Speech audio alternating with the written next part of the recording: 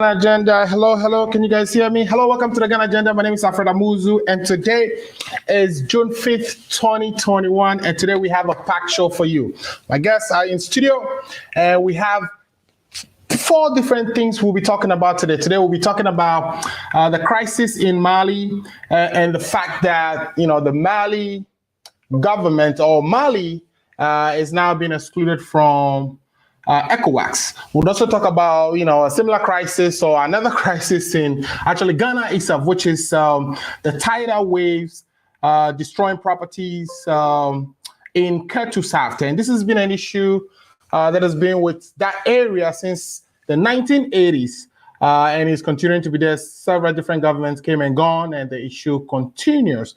We would be talking about that as well. Then, of course, we know the president went to Europe, and the understanding is he actually rented or chartered a private jet at a very exorbitant price, which is attracting all kinds of attentions, and we will be going into the details of that as well. So, I would be joined by my guests shortly, but before I bring my guests to the show so we can start the conversations. I take a quick commercial break. You can see I'm already sweating. The summer weather here is getting crazy and crazier. But let's welcome our guests to the studio. Share the link if you are watching us, and tell a friend that the Ghana Agenda is on. And today we have a lot to talk about. I will be right back. In the meantime, please share the link. Hey, this is your girl coming all the way from the US of A, yeah, baby, aka Ya Bantam. And me di feel a boozing pan and to see one bridge with your money how Ghana mat other romantic. What's me sending provisions as I sutra credit Emma Ebusuya phone and the form one Ghana. And one is a www.ghanamat.com. And they would say, boy, a sharp connection. www.ghanamat.com. Let's try provisions in credit. Na really I have friend numbers na screen Ghana Mat ye crano.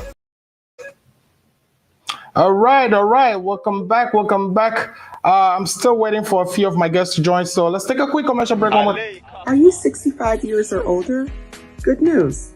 Illinois has expanded its Medicaid health insurance program to everyone 65 and older, regardless of your immigration status. Need help to apply?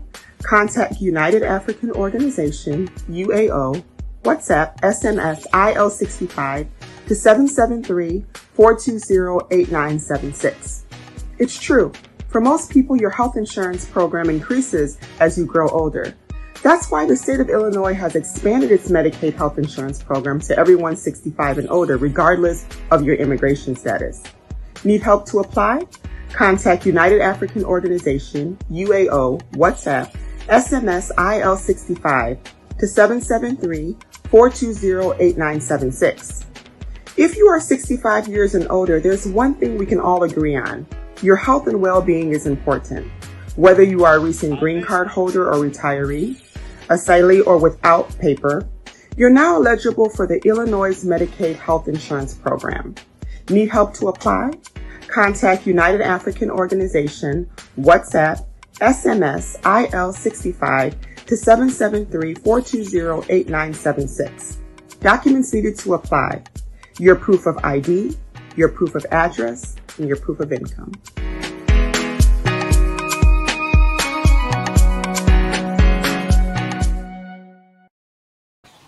All right, welcome back to the show again. My name is Alfred Amuzu, and today is the 5th of June edition of the Ghana Agenda. And today I'm going to be joined by my regular panelists, but we're making a little change today. We've had Mr. Efa Ameya, who actually represents the NPP, one of the deputy communication chairpersons. I may have gotten that wrong, but once he comes, he's going to actually introduce himself properly, of NPP in the United States here. And he's highly sought after on multiple programs, of course, canvassing the positions of the administration. We're bringing him specially to address some of the issues like the 2021 census that is about to be undertaken. I think it starts from June 27th to July 11th.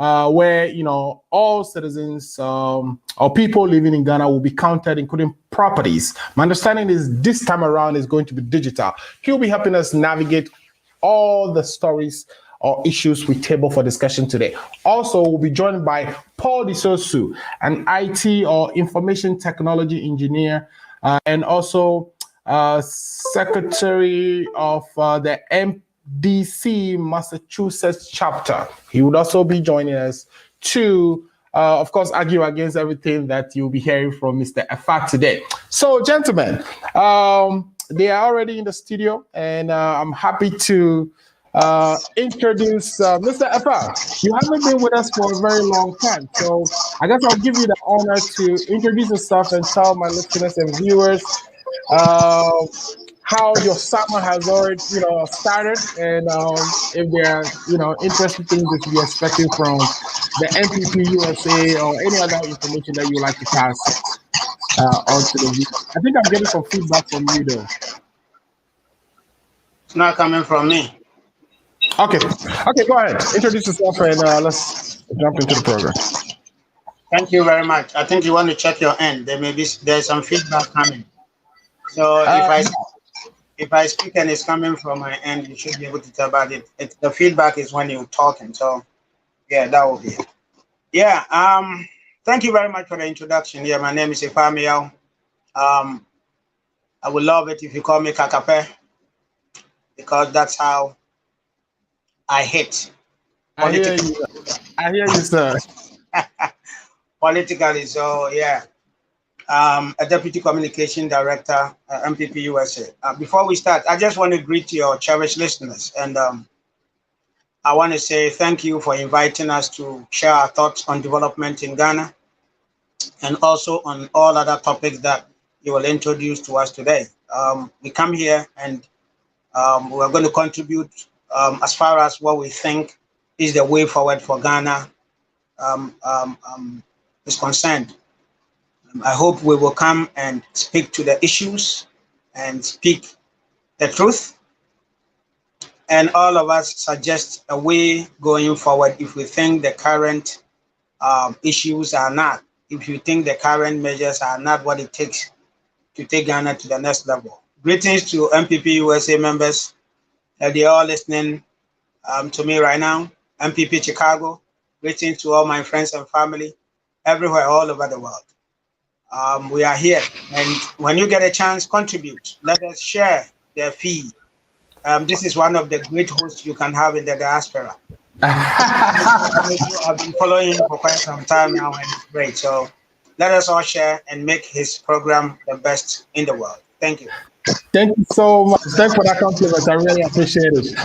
We also have Paul Disosu with us. Paul, can you hear us? I think Paul is going to be on the road in the beginning, but he would be. Paul, can you hear us? Yes, I can hear you. Good afternoon to you guys. And then I am happy to join this program this afternoon. I want to use this opportunity to extend my greetings to my wife, my kids, and my family, and also the entire NDC membership in the USA. To my branch executives and my chairman, I say good afternoon to everybody. Let me borrow from the word from Efa. Truth is what we are going to speak over here. And today, let's speak truth. It does not matter which party you belong to. Let's speak truth. Ghana belongs to all of us, and we are here to speak truth to power. And I hope, and I trust, and I believe by the end of this program, the truth will come out. No missing, no propaganda, no lies this afternoon. Let's speak truth. Let's get to the part of the issue. Thank you. Thank you so much for that preliminary comment and introduction. So the issues we table for discussion today are one, that there is going to be a census in Ghana for this year, 2021. It was supposed to happen last year. But of course, we know what happened last year. The coronavirus prevented that from happening. And so we would be embarking on census, and the goal is to commence the exercise on the 27th of June and end somewhere around July 11th. This is the first time we'll be introducing technology into this exercise where we'll be using iPads to be deployed with the census personnel across the country, and they would be digitizing the process this time. And I have a video from the president which you'll be watching that introduced or launched the program. This program is going to cost us $521 million. And there's a video making the rounds with a girl saying that, why don't we all get in line and just count ourselves? Why should we spend 521 million cedis to conduct this exercise, especially when we have schools under trees, we have hospitals without beds, etc., etc. You know the issues. So let me start with Afa, since you are with the MPP, and of course that is the ruling party. Do you think it makes sense for us to spend 521 million cedis in conducting a census in Ghana at the time where we are confronted with all the problems we have? Yeah, thank you very much for the opportunity, and greetings to you, Paul. Yeah, the question of whether it makes sense or not is a relative thing, and some people will think it makes sense, others will think it doesn't make sense. But for me, speaking as a concerned person, as a Ghanaian, what is census? What is census about? Now, the Constitution mandates us that every 10 years we have to count, and collect data on the population, on housing, and a whole lot of other stuff that will inform decision making. As far as we know, maybe we have a particular facility serving a group of people. Over time, the population has grown to a certain level. So if it is school, maybe we need to increase the facilities in there. If it's hospital, we need to increase these things. For general decision making, as far as the welfare of the population is concerned, and that is why we've carried these things out. We're supposed to have done it last year, but due to COVID, as we were told, we had to postpone it, and a whole lot of things bumped up last year. So yes, it is important that we do these things, collect these data, let us know exactly what the Ghanaian population is, and all that, so that we can use that to make all our decisions, and so to inform government, and have these data for a lot of other stuff. The amount involved, yeah, we can contend all these kind of stuff, and this is not the first time a state institution is organizing something like this that we've raised eyebrows on it. You remember in the run-up to the elections, there was the need for the compilation of a new voters register, and people raised issues. And years after that, some of the people that had issues have come to praise the system and thank the person who did it. So sometimes we can raise all these issues about that. But the issue is not just saying that the amount is high, right? That shouldn't be just saying the amount is high. That in 2010, 10 years ago, we did it for this, that. There are a whole lot of projects that we can go into and question the cost of it over time. Maybe during 2000, we did something. 10 years after that, 2010, we did another thing that costed this and this and this, and we've had all these things and stuff like that. The issue for me, when we begin to question official stuff, and when we begin to compare them to other stuff, it is like, don't do census, use the census money for beds and stuff like that. But when you read the budget, we budget for all these things, right? Let us hold government to provide the beds. Let us hold government to take out the shortages of beds and schools that are in dilapidated conditions. Let us not say that because a school needs books, we shouldn't do this, and that we should use that money to go and no. Let's budget for that, right? Let us go there and see that if there's a budget, use it. Okay? So we can look at other areas that we can. Let us talk about the issues that are raised by the Auditor General, that okay, there are resources that are being spent somewhere. So resources that are going down the drain. So let us make sure we get all these resources and put it into places that we need. But to say that we don't need a census or we should reduce the amount that the professionals have put together for us, I disagree with that. We need it. We need to know what the population is. We shouldn't leave certain things as a country to speculation or just need projection when we can have the actual and work with it. So yeah, we can debate the issues, but for me, it has to be specificity. No, the issues that we are using. We are in an age where a lot of things is through so many means, digitization and biometric and all that. And these things don't come cheap, right? So bring the alternatives. If the 500 is too much, what is it that we could take off and for what reason? Sometimes you get the argument that, for instance, if you take, for instance, when they were talking about the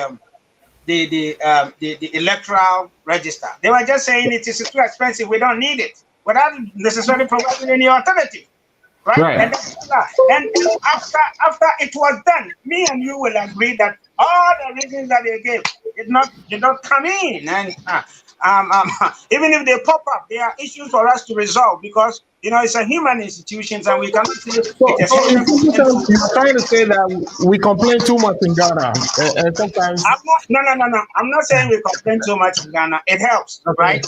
It enables all of us to sit down and see what is it that they're talking about. But it has to be substance. You cannot just say that, like for instance, that 521 million, right? Go and don't do the population census. Go and use it for schools or go and use it for hospitals. No. Well, what the girl was saying is the video that was making it around. In fact, the girl was saying that why don't we just all get in line and count ourselves? Right? Yeah, but simplistic way. But those people should know that we need to collect all these data, right? We need to know them, and we need to use that to determine, whatever we provide, the facilities we provide. How many hospitals can we provide in a year, right? Which ones are in short supply? All these things are and stuff like that. Yeah, we know this is the data that usually guides our developmental agenda, where resources should be allocated, and etc. etc. But let me play the president luncheon, or when it was lunch, what the president said, and then I'll invite Paul in to also make his comment on this topic. So let's take a listen to the president, and we'll be right back.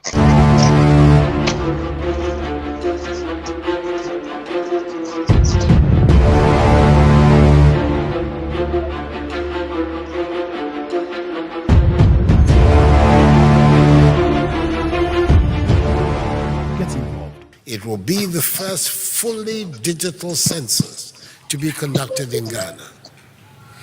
Use of tablets and internet to capture and transfer the information respectively will guarantee delivery of high quality and faster results to support the decision-making process. Secondly, use of rich geospatial information, including the capture of the geographic positioning system, GPS, coordinates of all structures, will improve resource targeting to areas that need them the most. The census does not seek to divide or polarize the citizenry around matters that are important to us individually and collectively.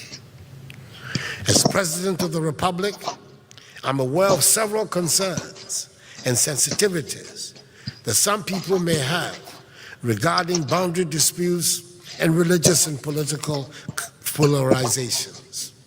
However, the census will be an independent and professional process whose outcomes will not be influenced by any of these. Indeed, the census process may help to resolve some or all of these issues.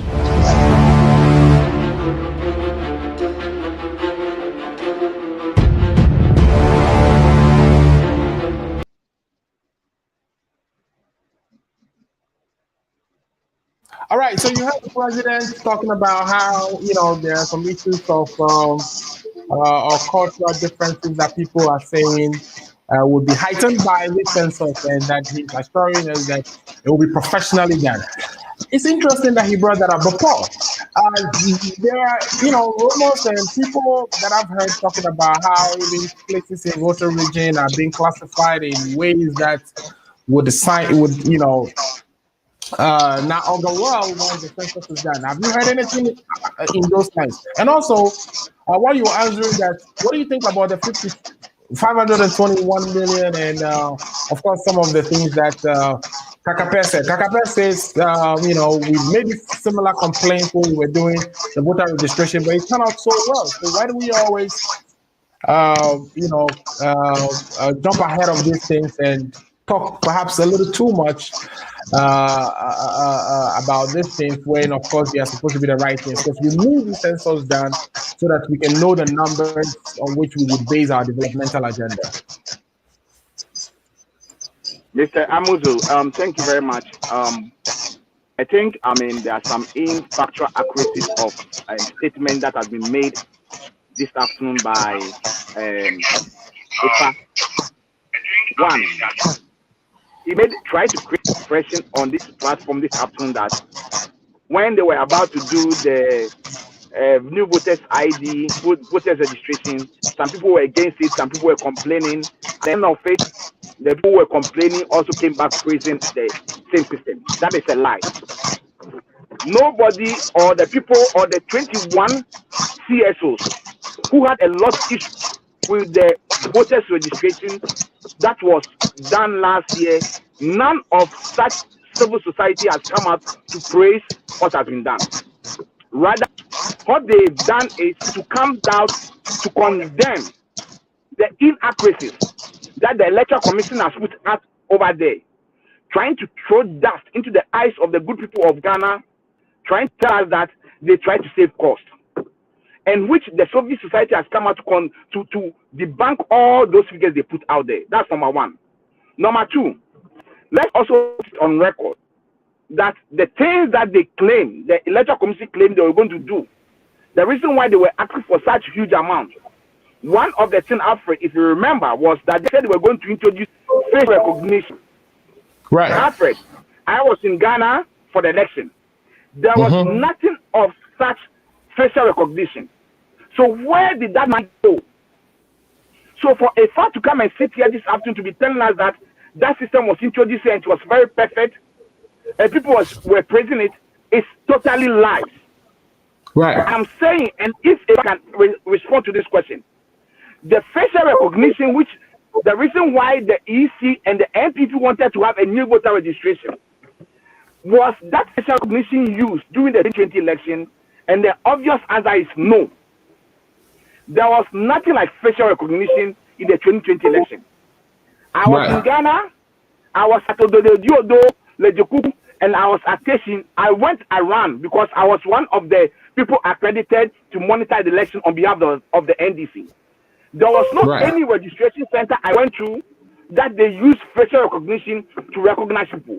So in that instance, the EC has a lot of questions to answer when they go and meet the select committee in Parliament. So for a to sit here and tell and create the impression that we complained about the same thing last year and that at the end of it a perfect system was produced is a lie. Number two, look, nobody is saying that census is not supposed to be done. I agree with the submission he made about reason why we need to do census. We do the census so that we can know the actual number of people and be able to develop the country or put development infrastructure to meet the number of people we have. I agree to that. Right. But Alfred, can it be the figure? 2010, when President Mills was the president, when we did this census, can you give me the figure that was used? We are nowhere near 521 million Ghana cedis. Alfred, look, I understand that technology is moving or technology is the type of the day. I agree. But the question here is, we want a breakdown of that 521 million Ghana cedi that they want to use for this census. Once again, I can tell you that this is a chop avenue that this super incompetent government is to create to steal the people's money. because they will promise all those things that the president said. Alfred, I can bet you we will come back, myself and you, and if I will come back in maybe 4 or 5 months' time, and we are going to, interrogate the issues, and you see that all the things that the president said, they are going to use iPad, they are going to use none of those things will be used. We are saying, and I am urging the select committee in Parliament to request from the Minister for Finance and the body that will be doing this census, they should bring the breakdowns. We want to see the breakdowns. What is entailed in the 521 million Ghana cedi? Alfred, that is a lot of money. If you convert it to the old price, it's 5.2 trillion Ghana cedi. That is not a little money. That's a lot of money. So for me, as much as we all agree that we need to do census, it's part of constitutional demand so that we can know, our numbers, we can know the number of people living in the country so that we can plan according to that. I think the money that has been allocated or that has been located is too much. 521 million is just another avenue for this government to loot, share, create, and share among themselves. I bet you, if only we can interrogate issues that has happened. This government is known to be a government that they are always, playing in the wrong direction. Look, there are a lot of funds or a lot of money that you have taken, okay, that they've not made the COVID-19 that happened last year. This government took a lot of money from civil society, from the World Bank, from IMF, and from Bank of Ghana. Look at the report that came out 3 weeks ago, which they all ran away from the program. They refused to be on that program because they couldn't defend their government. Look at the money they spend. And let me give you a practical example. They said they introduced what? They've created a COVID app. The COVID app that was created, the Minister for Communication told the whole country that it cost Ghanaian 0 cedis. At the end of it, just for a report to be generated, for us to know that that project cost the good people of Ghana $2 million. Apart from that, launching of the program cost us almost, is it 240,000 Ghana? Yeah, something like that. Therefore, these people, this government, they are a government that if they say look up, you should look down. Because the Minister for Communication made it clear, and we all knew that those apps that were developed was free, was given to Ghanaians for free. At the end of it, what did we see? A report has been generated, and it is the otherwise. That is why Ghanaians are agitated. That is why Ghanaians are worried about this huge figure that they are mentioning that they are going to use for this census. This government will not account for it. There are a lot of accountability that we need to demand from this government. And one of this accountability is the COVID fund that they have misused, misappropriate. We want them to account for it before we start talking about census money. This 521 million Ghana cedi is a lot of money. And for Ghana to develop, I agree that we need to do census. But the money is too much. We want the breakdown. They should tell us how that money will be used, who people are going to, what are they going to purchase, what will be the logistics in the things that they are going to buy. At the end of it, how are we going to make sure that the 521 million all is invested into the project? Okay, so FA tries to say that when we do this type of criticisms that we don't offer alternatives. But I want you to kind of respond to some of the things you hear quickly from Paul. Because Paul is saying that this seems to be like another avenue for creating and then looting and sharing. Create, loot, and share, right? Create, loot, and share, which is a famous phrase that we heard from our brother Isan Kumar. There are 3 comments here that I wanted to quickly read out. Mr. HLA18 says hi, of course he's following us. Thanks for watching the show. Please share the link today. We now I don't know what's happening, but guys, share the link so your friends can join and engage and be part of the show. Also, we have Frederick O2 says, I'm your follower. I'm a member from the pastor whom you invited. The pastor we invited for the Tidal program. Yes. That pastor is the greatest pastor, and I'm actually part of his church from that day on. So thanks for joining the show, and please share the link so your friends can also enjoy the show. One of our regular viewers, Mr. Ibrahim Mohammed. Ibrahim, thanks for watching the show. Please tell a friend again. Agenda is on. Share the link. Ibrahim says, "Is Mr. Efa justifying the cost of flight Mr. President took? If the past government did same, does it mean Nana should also do same or make?" Oh my God, time indeed will tell. So I think we haven't even actually touched on the flight issue yet, but we'll get there. And of course, Mr. Fly, you can answer that part. But Mr. Fly, you've heard something from Paul. If you don't mind, help us understand. Whether you think whether you agree with Paul, whether you think this is just another avenue for written and if the government is capable or is able to give us the breakdowns so that we know exactly what the money will be spent for. Yeah. Thank you very much. Can you hear me? Yes, I can hear you. Yeah, good. You see, all the complaints and all that Paul is saying is typical of NDC's line of going about things, right? Yeah. You see, they've been making all these complaints, right? In fact, if you take the first administration, they blacked this the administration as corrupt, as doing this and as doing that and all that, right? Now, when the minister went for vetting, you guys had every opportunity. You guys painted the picture that we're going to show these people where power lies, right? Fighting here and giving. It is a typical of them that, let us say this, let us go about doing this. But when the ministers appeared before you, you raise the issues, and at the end of the day, you unanimously say, man, you've done a good job. Go ahead and continue what you have been doing. So is it not a dichotomy that you always want to bring up issues and you don't do? In any case, NDC has ministers in parliament, right, where they can raise all these issues. You raise issues. You see, I brought the EC because that one is what is fresh in my mind. That if you go back in the fourth department, there is a huge line of them where they raise issues. But after the project is completed, then they keep quiet because they know deep down that whatever has been provided is sufficient. It is better. If they were the one in power, they wouldn't have given us as efficient as that.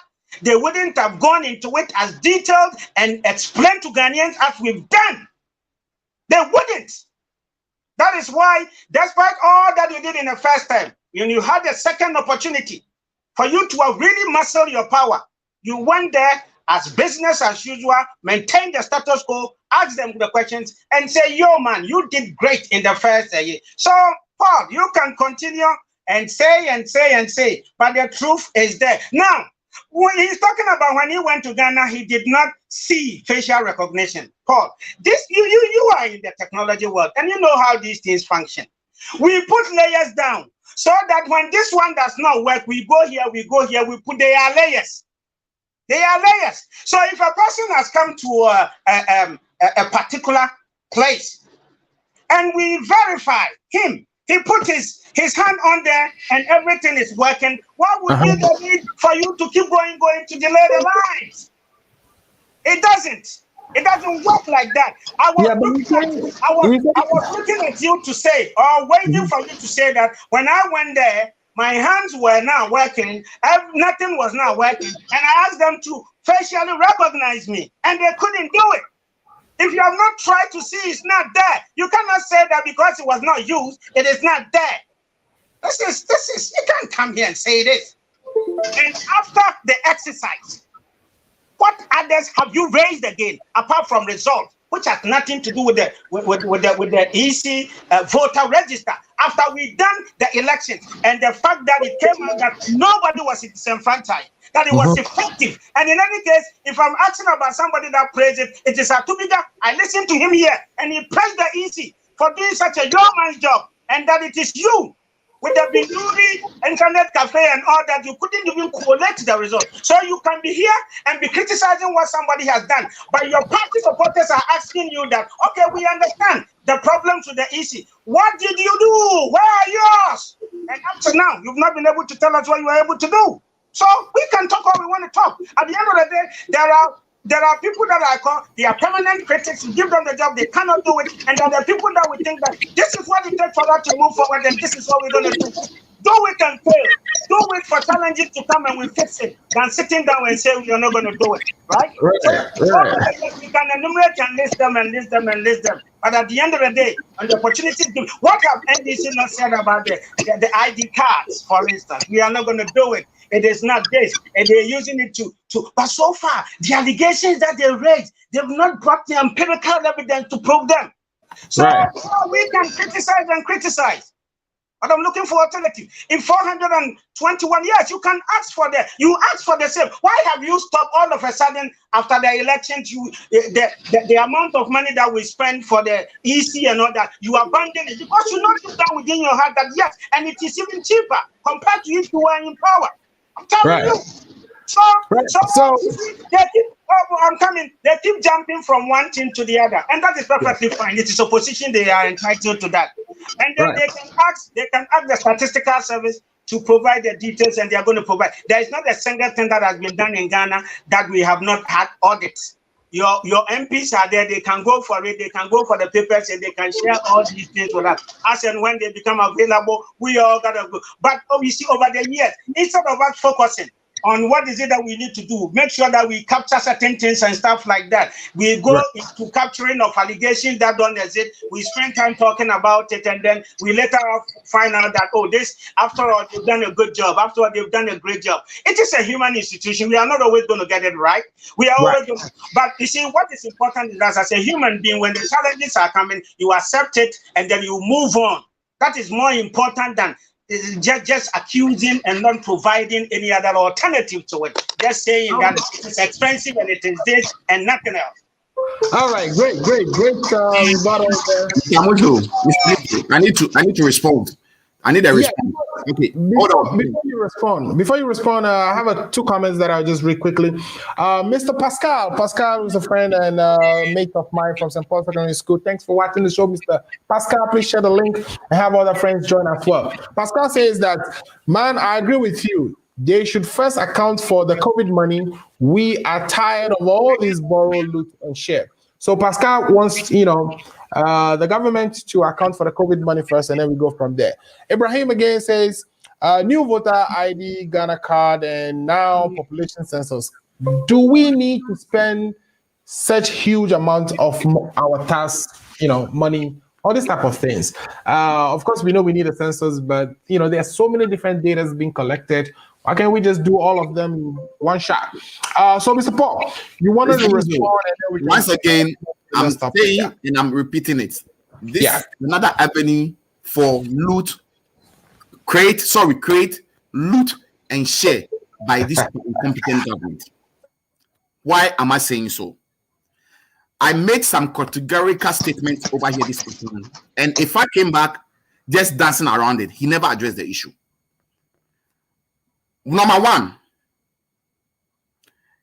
the select committee in parliament or the minority in parliament has not abandoned the account that the EC is supposed to render to them.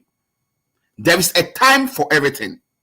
And when the time comes for them to call the EC to account for the monies that was given to them to use for that super incompetent voter registration, that time will come and we will cross that bridge. So he should not come and sit here and try to lie, to create the impression as if the minority has abandoned that project because they felt they created a lot of noise and they saw that it was successful and they've abandoned it. That is not the case.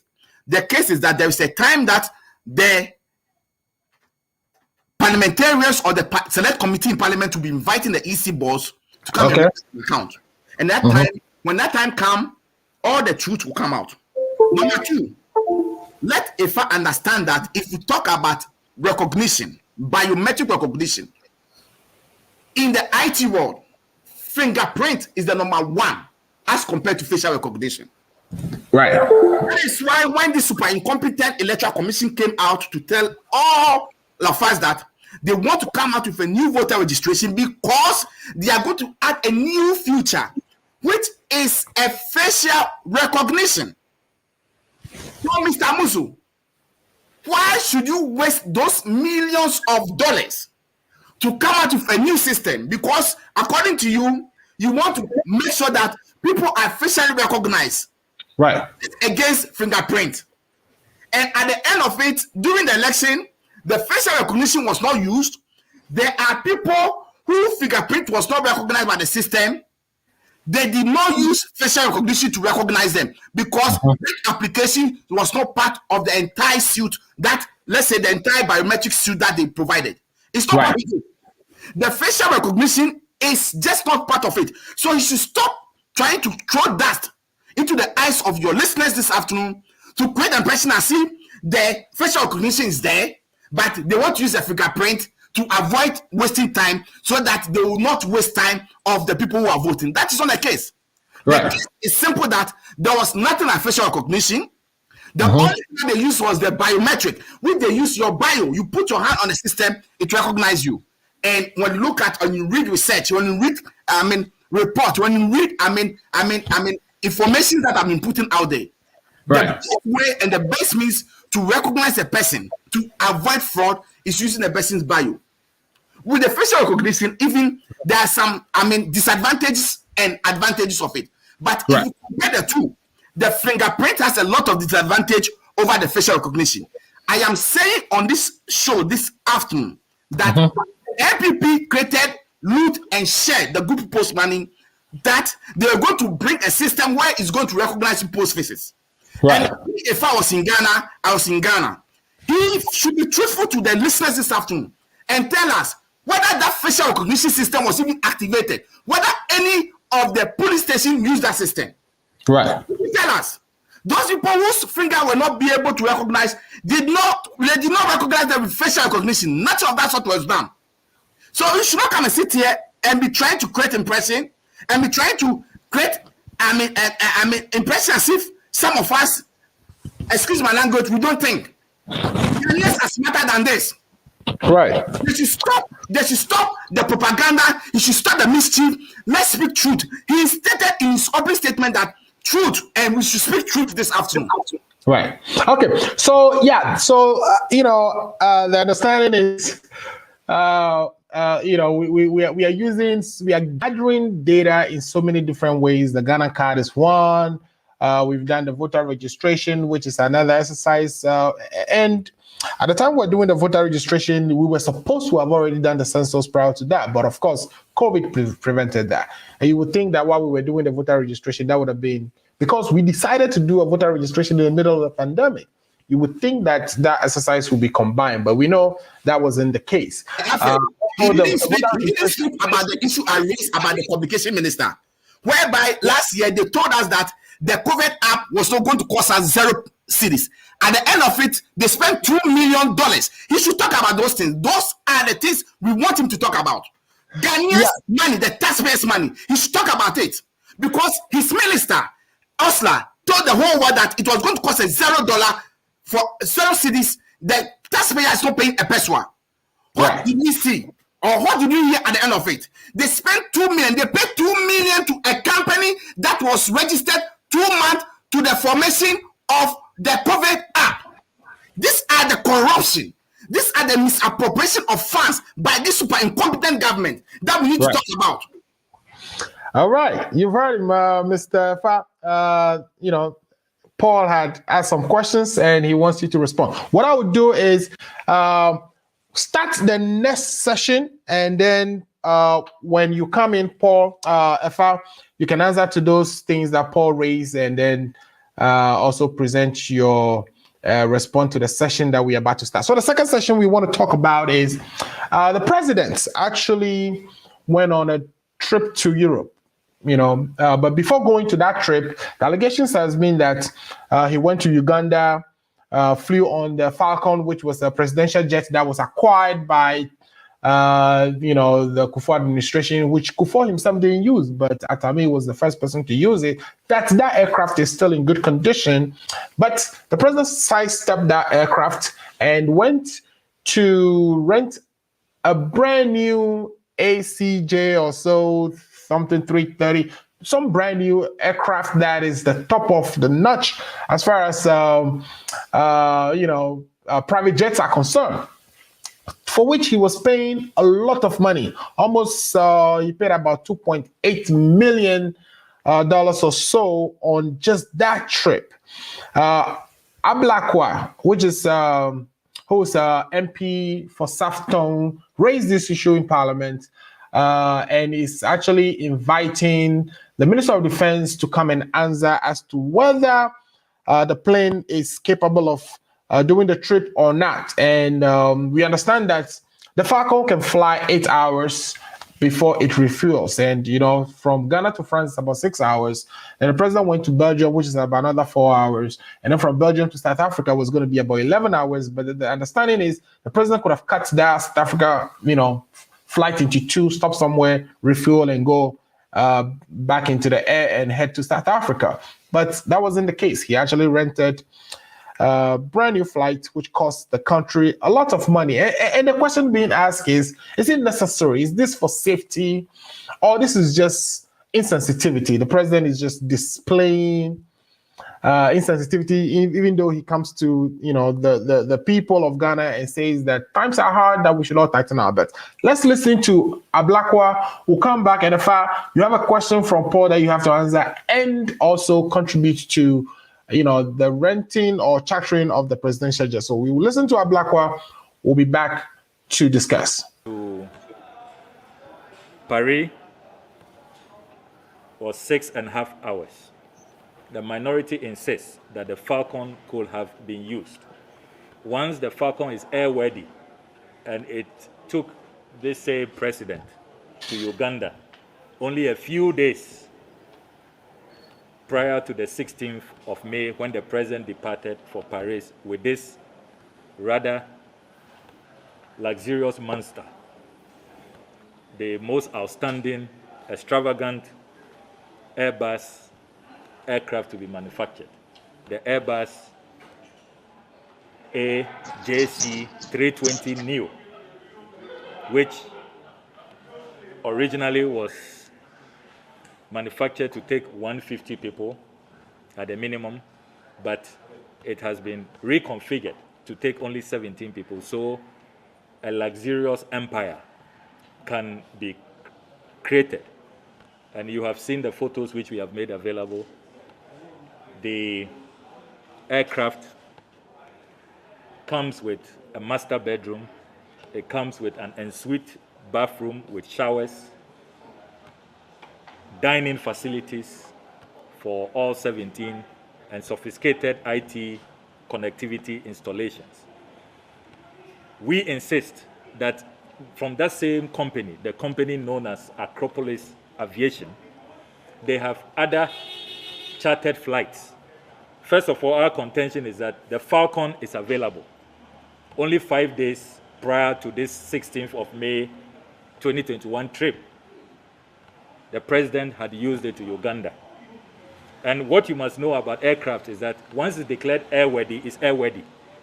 So if that same week the aircraft was available and used to Uganda, it's airworthy.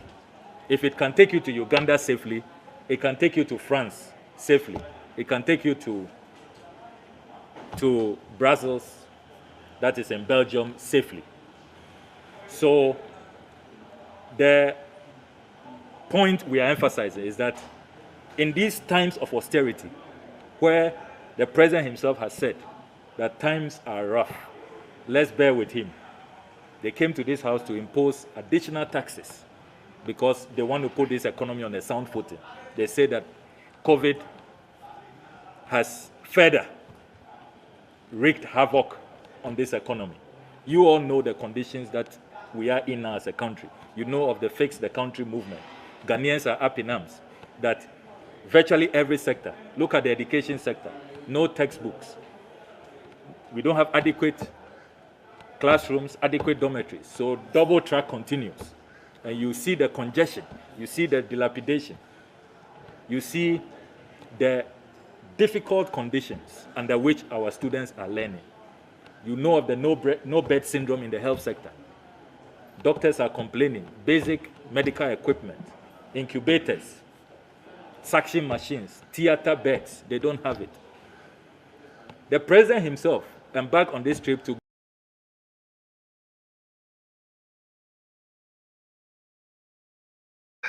on and on and on and on. I'd like to just keep listening the things, the issues with us, and on the face of which the president actually embarked on this trip and got himself the luxurious of planes to use for the trip. And so people are saying, what is going on? Is the president insensitive, or is it just that, it is unsafe to fly on the Falcon? And even the company, Atropolis, which is where he went and chartered the plane, he could have gotten other modest types and not necessarily the top of the top notch. So what is this, if you could take that for us first? What Paul said. Now, Paul said the facial recognition was not activated. That I took that from his expression. So you are here and you are saying it was not there. And in another breath, you say it was not activated. If it was not there, why should they activate it? If that something is not there, how are you going to activate that? So we understand that even the system we acquired for the 2012 election actually have the capability of the facial recognition piece being activated. It just wasn't activated. It wasn't like we had that capability since 2012 actually. So you see, we can argue on the nitty-gritties and stuff like that. I don't have a problem with that. What was it purchased? It was budgetable. Was it purchased? If it was purchased, why was it not activated? And then we take it up from there. Now, the point I'm trying to raise is that one of the key issues. Okay, so the EC raised that point as what they were going to do. If they did not do it, we go and ask them. But they raise issue about they will be disenfranchised. It is expensive. It is like they jump from one thing to another. They keep jumping. They hop. They talk about this, they leave it, go and talk about another thing. You finish, they keep hopping. And that is not good for development. That's what I want you to know. So you see, you are bringing in something.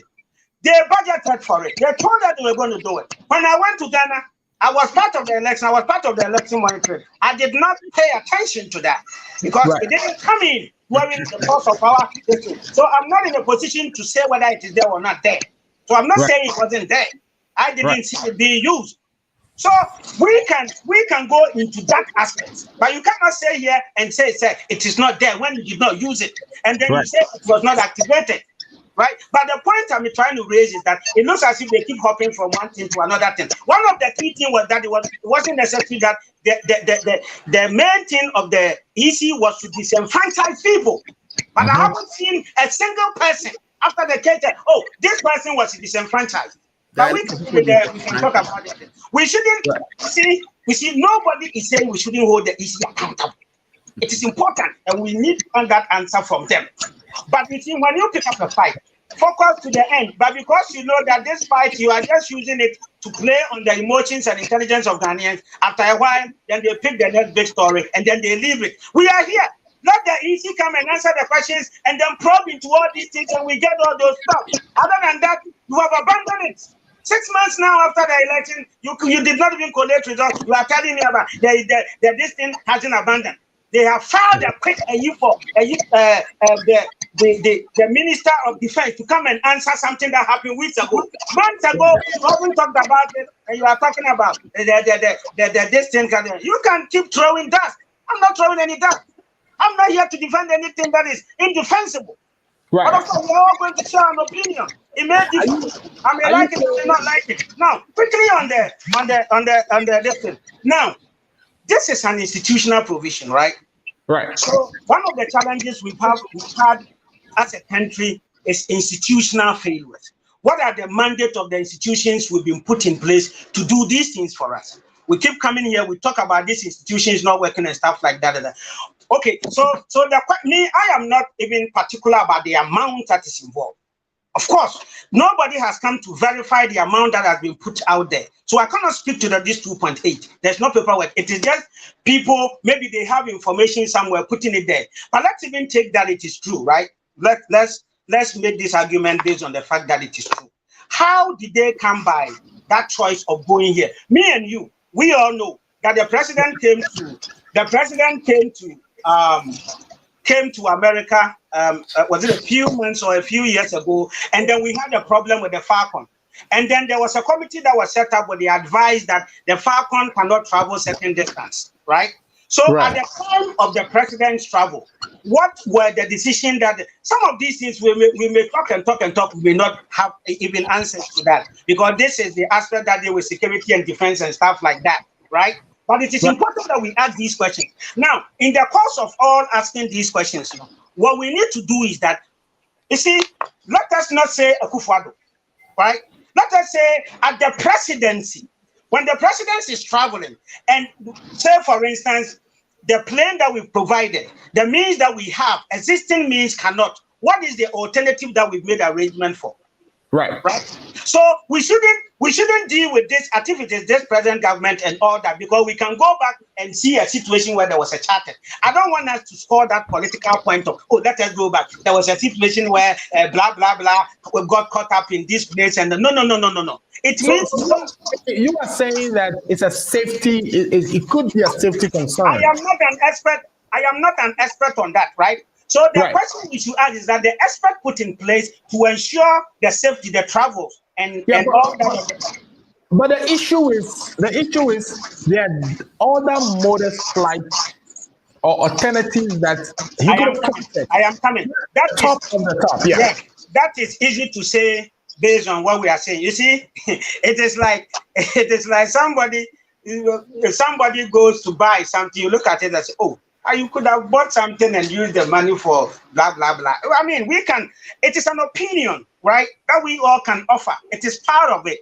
But you see, that is an opinion that is shared based on public opinion or people looking at it from the outside. And this is somebody who was going to Europe to beg for debt forgiveness. No. Yeah, I will come to all that. We will talk into all that. But you see, the issue is that all these things must be informed by the people that have made. I am not particular, in as much as we are talking about this. I always say that if we all agree that this is too high, this is too expensive, the president shouldn't be. What was the next alternative that the president could have used? Who are the ones taking it high? The president could have taken it. Excuse me, Paul. If we do not find a model, if we do not find a formula for them to use alternatives in case that whatever we have is not there, we are always going to come back. What is it that we discussed that somebody will look at? This is create, loot, and share, right? Right? You get what I mean? So what I'm saying is that, okay, so this is what we have. Let us assume this is true, right?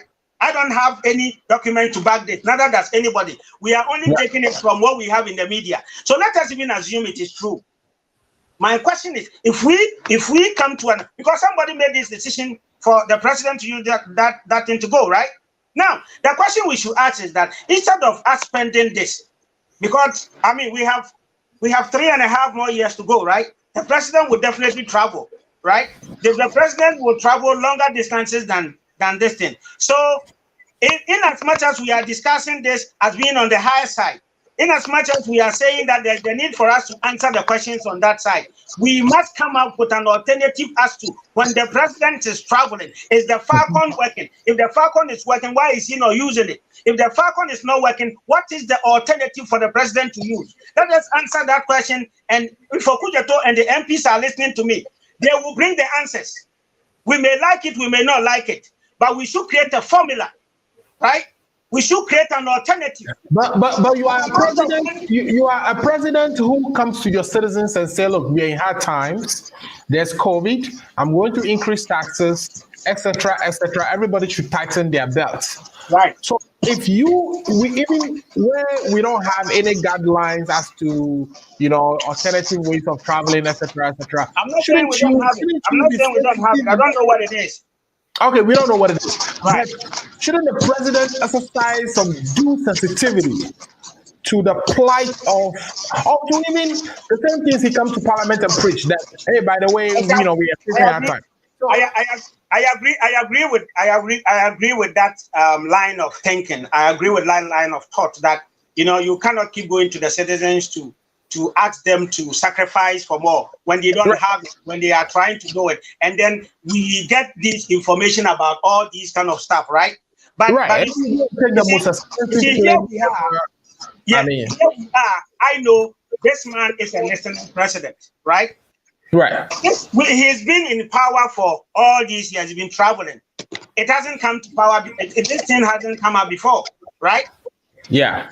We've not heard any of these things. So for me, you can be excused for once. I'm not saying we should excuse him. I don't even know what punitive measures we can even say. But what I'm saying is that as we vent on this amount of money, if it is true, right?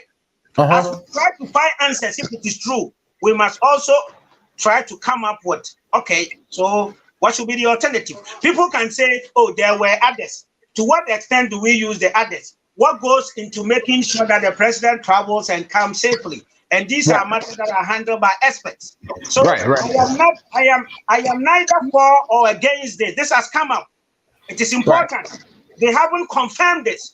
The minister is going to go there and speak to this.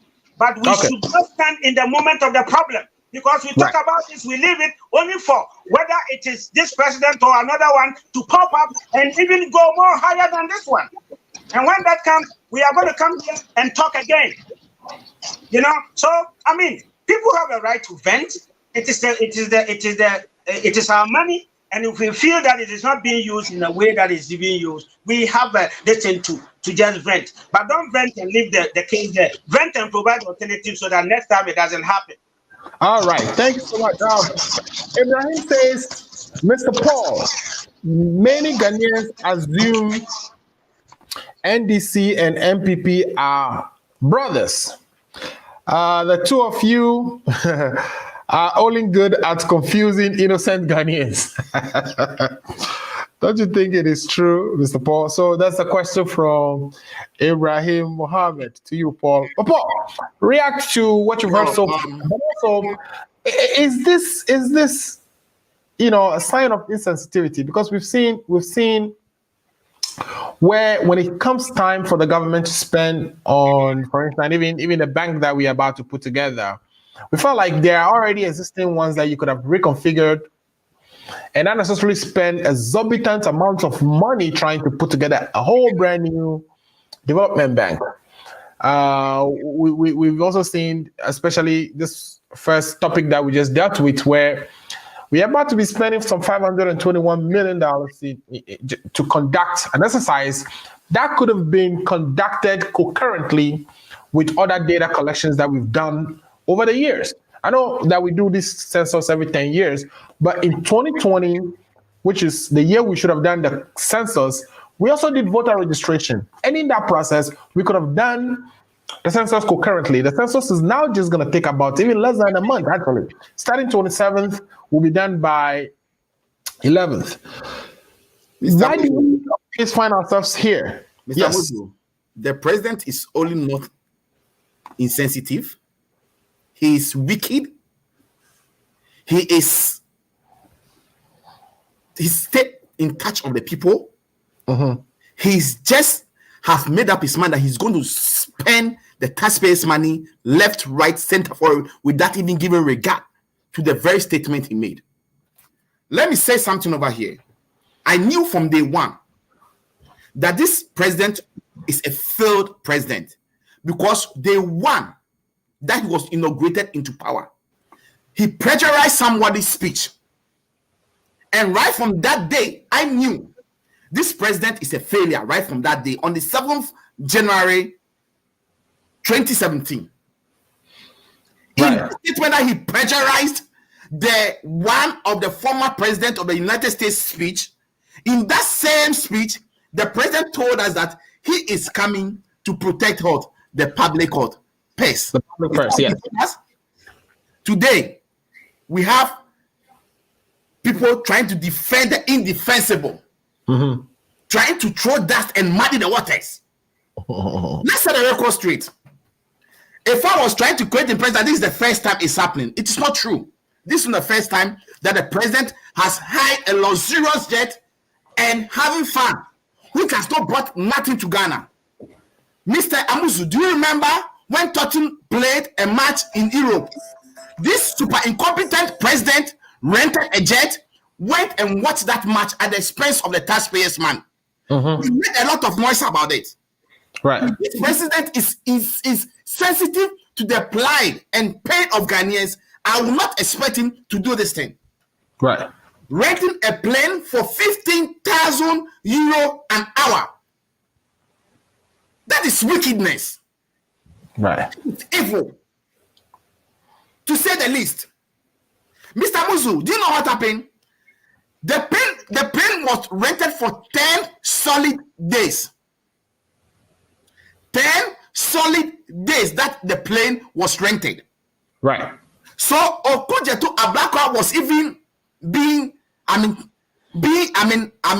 little bit soft on the issue. The calculation he did was just on airtime at the time that the plane was in the air. But if we factor at the time that the plane was sitting at the tarmac and all those things, this 2.8 million Ghana cedis will be over. Will be more than that. It's going to be more than that. Number two, if I was trying to create an impression as if the Falcon was not wealthy, cannot travel a certain distance, and that the president came to the United States and something happened and they advised him that that plane cannot travel out distance, he should tell us who gave that advice. It's a lie. Right. Look, in the aviation sector, a plane is either worthy to fly or it cannot fly. You have to park it on a tarmac. As we speak, this Falcon plane went with the president to one of the African countries just a week or 2 weeks ago before he took this journey. And it's on record that the Falcon can fly 8 hours in the air non-stop. So for a fact to come and create an impression as if the Falcon cannot travel certain distance, let's clear the air. The Falcon is worthy. The plane, there's nothing wrong with the plane. If a plane has an issue, the aviation sector is designed in such a way that the plane will not even be allowed to take off from ground. Right. There's nothing wrong with the Falcon. The president is a man of showboy. They call him Nana Showboy. And he's really telling us that he's Nana Showboy. How can a president that you have just gone to your people to tell them, to preach to them that things are hard, that you tighten their belt, you will hire a plane for 15,000 euro an hour and you'll be flying around in the air. At the end of it, what benefit did we get from that trip he went to? Right. At the end of it, he went and borrowed 170 million euro to build a new bank, whilst he spent 21 billion Ghana cedi in collapsing banks in his country, which he could have used 11 billion to revive those banks. Right. This should tell you how super incompetent and how wicked, I don't even know the words to use, this president is. Right. So it's not to be coming to sit here to tell us that it's the first time. This is not the first time. I'm telling Ifa, this is not the first time that the president has hired a private jet and has used the taxpayers' money. When he flew to Tottenham to go and watch that match, he flew in a private jet and we made a lot of noise about it. But Paul, Dr. Edward Ofori here is telling you that Akufo-Addo is not necessarily wicked. The NDC did the same. What do you say to that? The NDC never did the same. The former president never flew in a private jet. He should bring the record. My good friend Edward Ofori should put the record down here for us. Look, Mr. Amuzu, there was one instance whereby the former president was in the US and that he has to fly via commercial plane. He did not sit in first class. He was in second class. He sat economy because the time that he was supposed to return, something happened that he has to return earlier So when he got to the airport, they couldn't get him a first class. He sat in economy. That is a president who you can refer to as a modest president. I want Edward Ofori to put that information there. The president, the former president, has never flew in a private jet. We should stop muddying the waters. The truth is that you are saying he's never flew in a private jet or never ever in his presidency. Yes, he should put that record out. He should put that, Edward Ofori should put that record out. So we had the Falcon the whole time that John Dramani Mahama was president, but he never flew in it. He flew with the Falcon most of the time, and at times he flew with commercial airlines, first class. Right. First class, yes, he does. But to hire a private jet that is made up of 150 seats, the seats has been removed, and a bathroom created in it, a bedroom created in it. I'm not surprised because this president is always sleeping. So he wanted a plane that he can lie in and sleep in once he's in air. Just to the comfort and to the pain of the taxpayers' money. Now, he is saying, or he is telling us that Ghanaians should tighten their belt. He has introduced 5 different taxes just within this COVID time. Ghanaians are complaining and suffering. Is that the best way to use the resource of the people's money? We should call a spade, and let's condemn it, irrespective of which party we belong to. When Mahama do this thing, I will be the first person to condemn it, because you can't come out and tell us that things are hard, tighten your bed, that you'll be hiring a 15,000 euro an hour airplane, riding in the air, taking a shower in the air, sleeping in the air, and just having fun at your comfort. I mean, what sort of country are we living in? We should stop this and let's think about our brothers and sisters. That 2.8 million Ghana cedi can be used to purchase beds and put in those hospitals where there are no beds. When a first brother or sister is taken to the hospital, he's sitting on chair or lying on a bench when they give him drip. That money can be used to purchase beds into those hospitals. I am not saying the president should not fly. The president should be moderate. There are commercial flights that you can take. If he doesn't want to use the Falcon, there are commercial flights that he can take. And let's also put it on record that this plane was purchased by President Kufuor. The LPP government purchased this plane. It is on the NDC. And I'm saying also that if a plane is not worthy to fly, it will not be allowed to fly per the aviation rules. So if I should not come and create or throw dust into our eyes that as if this plane can travel to a certain distance and I cannot go. Once a plane is worthy to fly, it can go anywhere. The president can decide to continue and make a stopover and refuel and go back into the air. That is the situation. And as a sensitive president, that was what you're supposed to do, to save the taxpayers' money. And not that. And you notice that I've posed a lot of questions to my good friend. Ifa is dodging the questions and is playing mischief. I am saying that the COVID relief money, the document that has been put out there, all the money from IMF, World Bank, Bank of Ghana, and organizations in Ghana sums up to 12.4 billion Ghana cedi. According to the 2021 budget, page 273, appendix 12A, page 103 of the budget, it states that all the money that has been used so far is 1.24 billion. We want IFA to account for the remaining 11 billion. What did they use the money for? That is why we're going to discuss this COVID relief money misappropriation. IFA ran away. He never came. None of them came because they couldn't justify it. I want him to address those issues and stop throwing dust into our ears and eyes this afternoon. The fact is worthy. The president uses it to travel to other places. Why couldn't he use it? Look at the sort of plane. This plane is meant for king and princesses. People who have money, but they don't know what to use the money for. They take this place. Not Ghana, a developing country, a poor country like ours, a president renting this plane, having fun in the air, sleeping in the air, taking shower in the air, eating in the air, having drinks with his friends and his ministers in air, and he thinks he's helping Ghana. He is not helping Ghana. Ghana needs better. Ghana can do better. If we can do better, let all of us condemn this thing. The president can do better. The president can fly with a commercial flight, going with business class. Nobody has issues about it.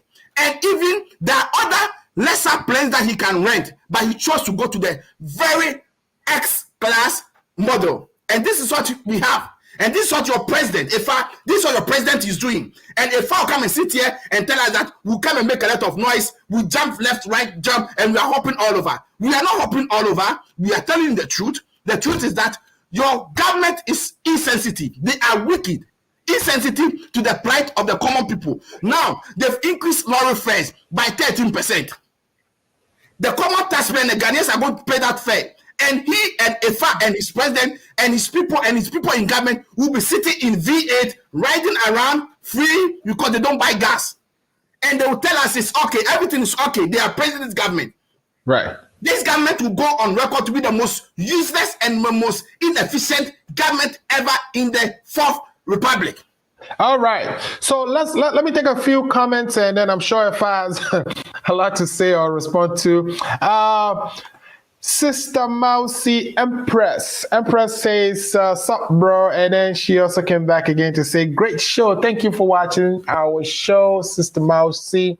And please share the link and tell a friend to tell a friend. The Ghana Agenda is on. We appreciate you joining us today. Also, Dr. Ofori, who is the director of ACO TV, my boss, technically. So anytime he's watching, I have to behave myself. So Dr. Ofori is saying that if Ghana was a company, it would definitely have to fire a lot of its leaders. Maybe we can lower the party over people. We need basic infrastructure, and you know, instead of doing so, of course, our leaders are spending the money flying. You could just see the video of the Falcon, you know. Mr. Muzo, I've challenged your boss to provide the evidence that John Mahama flew in a private rented jet. I've challenged him. You should put the evidence out, please. Right. And so, Dr. Ofori, you heard that. You have been challenged to put out evidence if Mahama actually did this, so that we can compare.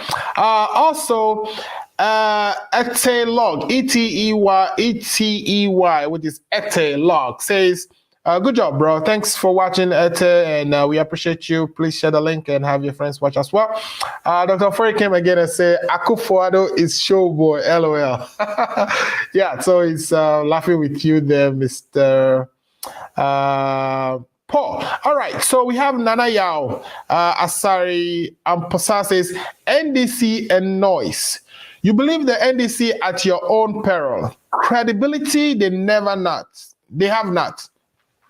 You think the president is this stupid to stop using the plane? This was the same president that have been using this plane before it developed issues. Why does the NDC think they are more sensible than the technical people who advise the president to put the Falcon in good shape before it is flown again? Should the president fly it in a coffin? But I guess the issue here is no president don't fly in a coffin, but be modest, right? You know, fly business. If you can fly business, get something, not necessarily this top-notch plane that we are seeing. Alfred, the president flew in the Falcon 2 weeks ago to Gabon for a meeting. Right. So he's able to fly in that plane. How come he cannot fly in it to France, to Europe? Right. We should stop this. Let's speak truth to power. We should stop this. The plane, I am saying, in the aviation sector, which we all know, you can go and Google, you can go and do a research. In the aviation sector, if an airplane is not worthy to fly, they will not even allow it to go into the air, because single life is precious. A single life is, they will not allow anybody to lose his or her life because of a plane not being able to fly. The question is, the Falcon is good, is in good shape, is able to fly. The president flew in it to Gabon 2 weeks ago before he went and rent this expensive aircraft, sat in it, drank wine, slept, took a shower in the air. That's what he did. Who knows what else he did in the air? All right. Ibrahim Mohammed says, I'm saying NDC and NPP are playing with the intelligence of Ghanaians. Can Mr. Paul accept that? So, Paul, do you accept that you both are playing with the intelligence of Ghanaians? I'm not playing with the intelligence of Ghanaians. We never play with the intelligence of Ghanaians. We say the truth. The truth hurts. The people cannot say that, cannot accept the truth. Look, In the NDC era, there was a lot of things that they did that was wrong. People criticized it. We were open-minded. We took those criticism. Those that want to respond, we responded to it. But under this administration, anytime you criticize, they'll come after you. And I'll not be surprised if I'll be coming after me to attack my person. But I'm going to be the truth. And I'll do it exactly. If and his communicators have been rented to be going after people when they say the truth. Oh, no, you don't say it. If I definitely. And the truth is that this president is wicked, super incompetent, insensitive, and he has stayed in touch of the people, the common people, the people he promised on the day he plagiarized the speech of the former President Bush that he's going to, be a citizen, don't be a spectator. He's going to protect the public purse. What are we seeing today? He's doing the otherwise. All right, let me finish the comments quickly and we can go to Afar to respond. We have two more issues we want to address. So Dr. Furry is saying, remember, NDC did not start with Mahama. In other words, there may be other NDC leaders who perhaps they have flown or spent money. I'm still challenging you to put the name out. And then he said, Paul, you are so fixated on Mahama. So, of course, talk about other NDC leaders as well. Then he says, Ibrahim Mohammed says, Sikanu Ashe. This is kind of Ashe. I agree with you. Sikanu Ashe, or what is Sikanu Ashe? And if I is part of it, if I be supporting it. Okay, and then he says, Ete Long again came back to say, those of you who are benefiting from the president will always jump to his defense, even if the Falcon is not working. There are cheaper planes around. Let us be a little sensitive to the needs of our people. So that it's sentiments we are sharing on this program. We think, of course, just look at this plane, my people. Look at this plane. It is amazing. You know, you can't go ask for loans to be forgiven when you are traveling like this. This is if me and the first sit in this plane, I will never come down. I will never get out of this plane. This plane. All right. So Royal Black Jesus, another boss of mine, the CEO of Trend Africa, which we are live on today. He says, after you do all, big up yourself, political guru. I have a show with him tomorrow, which is going to be Macau. We are talking about Achimota School and the issue with, the Rastafarian boy who took them to court and actually won the case. So if you are available tomorrow, join us at 2 p.m. On Trend Africa. And it'll be myself, Royal Black Jesus, and Cutie Queen, and my brother Barry. All right. Mr. Amuzu, if you see, look at the plane. Look at the gold-plated design on the plane. Look at it. Nanado has taste. He has taste. Yes, from sure. All right. Do you have any quick comments you want to make before we jump to the next topic? Oh, not quick. There's a lot of comments I want to make. Thank you very much. And again, you see, if you can keep them in about 3-4 minutes, because I want us to switch and we have two more things to talk about. Yeah, it will be brief. Now, covert funds and all these things are matters of public records, and at the right time when Auditor General report and all these things come out, we can make it. And again, we can make all these wild allegations and stuff like that. But we have all these platforms available. You have all these members of parliament. We can go there, we can get the documents and comment on it. Now, I didn't know that Paul is also an expert in aviation, giving us all this information and stuff like that. But that is good. Thank you very much. Now, you see, here is Paul. When the Falcon is there, he said Mahama flew commercial airlines. And then he flew those commercial airlines. I don't know whether Paul was the one that had the commercial airline. And who gave him that information that this airline that Mahama was flying at this point in time is this? How much was involved and all that kind of stuff? You see, for the purposes of discussion and here, you are going to use maybe commercial when it is private. You are not going to tell us, right? If the Falcon has been there, is there. There's nothing wrong with it. Why was Mahama flying commercial and being in first class? Why couldn't the Falcon take him wherever he was going? That means even then the Falcon had a problem, right? Is that what you're saying? I don't know. He's not telling us. I don't know, right? So my point is this. I am neither defending this or in support of it. Somebody sat down and came to the conclusion that the president is traveling, should use this plane. This is how much it's going to cost, right? And we're having a discussion on here. You are giving us all this information. I also have information that is telling me that a member of the NDC was using a particular blah, blah, blah, but I don't want to bring it in here. We are just scoring political points and we are not addressing the issue. And Paul, we don't want to do that. We don't want to do that. Right?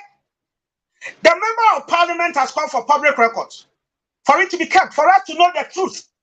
If the truth has not coming out, all these things here, you are just trying to score cheap political points. Now, and on that score, let me take you politically. NDC built an office, $200 million. At that time, had you finished with providing Ghanaians with everything at that time? When MPP was using infrastructure as the basis of governance and development, Mahama said anybody that uses it as a unit has weak mind. When did you start believing in infrastructure? Huh? Your office, NDC office, you built it for $200 million. You want that to score political points? We are not solving no problem. That is why somebody is saying that we are just playing on the intelligence of Ghanaians and we go. Okay. So you have a 200 million office, but I've been doing internet cafe for your coalition. It doesn't make sense. Exactly. So Paul, you see, let's get to the basis of development, and if we don't address it, right? If we don't address it, we're always going to come here, try to score cheap political points under the circumstances. I want us to deal with issues at the red. Now, the issue we are dealing with right now is that allegedly the president has traveled in a plane that is costing us this amount of money. You talk about the president have flew in a private jet before. Mahama has done this, that, blah, blah, blah. Okay. So what is the formula? And how do they choose which one they're going to fly in case this one cannot work? And that is what we should address. We should address. But we are trying to play political points with this amount of money. It has not been verified.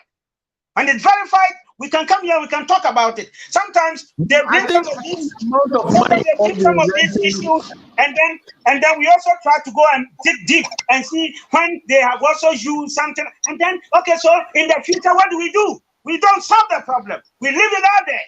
The same with education. The same with this. Mahama did this. We're playing politics with development instead of the people of Ghana need. What is the shortfall of educational infrastructure? How many have we provided? How long will it take us to provide them? Now, the president should have done this because there are schools under trees. The president should have done this because there are do this and that. When you were building 200 million office space and could not even create a collection center over there. What you are talking about, where they're not existing, why didn't you get that money when you care about Ghanaians so much to do that? What is wrong? And in the course of us debating the way forward, we must call our leaders. We must ask them, Minister of Defense and people put in place for the security of the president, what went into this? And what are the suggestions that we can make for the future? But this is gone. If the amount of that is true, right? All right. So what is wrong with the Falcon? Do we have to dispose of the Falcon and get another one? If it is in good condition, use it. If the president has to use another plane, how? What is the means? If you don't do that, and you sit here and you use words like super incompetent, you use words like wicked, insensitive, failed, we are only going to be here. Tomorrow, it's not going to be Nana Akufo-Addo. Maybe it's going to be Baumia or Alan. And then we'll come here and we're going to discuss the use of the private jet. In 2025, when Alan or whoever MPP will win that election, we're going to come here 2026 and we're going to talk about the use of private jets. That is not how you develop it. That is not how you go forward. That is not how you do it. You have a formula. It becomes official. The amount of money, it is not the issue. What is allowed? What is allowed? We can move on. Anything short of that, we're playing politics. And we can play politics all day. I can cite a lot of things to justify anything. But is that really solving the problem we're discussing right now? No. So I am going to wait for Okudzeto Abrokwa's question to be answered, for the amount to be confirmed, and for me to see Parliament put in place something that would restrict going a certain point and making sure that we can still take care of the security of our president without going certain things. We can say they are alternative, but we don't want to go into an alternative, then boom, then say, oh, hey, well, why did you listen to blah, blah, blah, blah, blah. So, let's go to the really what the president is going to travel again. Next time when he's traveling, what is going to happen? If we don't answer these questions, we are only going to come here and it is another money more than this. We were here when Wyoming money was about 34 million, right? Wyoming judgment debt was about 54 million cedis, right? Now we're talking about people haven't squandered money in the banking sector. How much are we talking about? 21 billion is what we use. And in any case, Paul, you see, the banking sector cleanup was not done to close any bank. Okay? They recapitalize anything. They recapitalize what the banks were required. If you could not do it, then they reduce them, and those that the others were consolidated. So don't come here and say that they collapsed banks and stuff like that. And in any case, the depositors of over 4 million people were saved. What I am pissed about is the people that caused the problem, and they are walking on the streets of Accra and enjoying those loot. That is what I'm pissed about. And I'm calling on that is where my government has failed. Prosecute them, go for the money, and put the people that are supposed to be in jail, put them in jail. Right. 21 billion and people are working and not being accounted for. That is what I am pissed about my government for. But the cleanup was good, it helped, and it has boosted our financial capability to handle certain things. And you talk about setting up a development bank. Oh, come on now. Come on. Think we don't need a development bank. We already have some, and then, what's the point? We have it. We have Exim, we have NIB, we have all these other. That doesn't mean we can't create more. Now, if it is a case of they are not resourced, if they are not resourced, want to spend $250 million to create a new one. Come on. We want to spend $250 million just to create a new one when there are women pregnant and dying on the floor. And babies are being, they are not school. I am always telling you, Amuzu, that when we are dealing with banking sector, when we are dealing with a particular issue, we should stop saying that, don't deal with this, go and use the money for this one. And we should stop saying that. Our money is not unlimited. We have limited money. Our fund sources are limited. We cannot repeat what my president said. Okay. Right. Ghana is not poor. Right? Okay. It is institutions and leaders that have given us challenges as far as providing all these means are concerned. Let us hold the education ministry accountable when it comes to provision of schools. Let us hold the health ministry accountable for when it comes to the provision of hospitals. Okay. Let us hold the finance ministry accountable for paying of roads for them to be constructed and all that. Let us not say that. We cannot say that and then say that. You cannot say let's hold the minister responsible but not hold the president responsible. The president is the boss of the minister. By the way, let's take a quick break. And when Mr. Muzu, before you take a quick break, because we have to get let's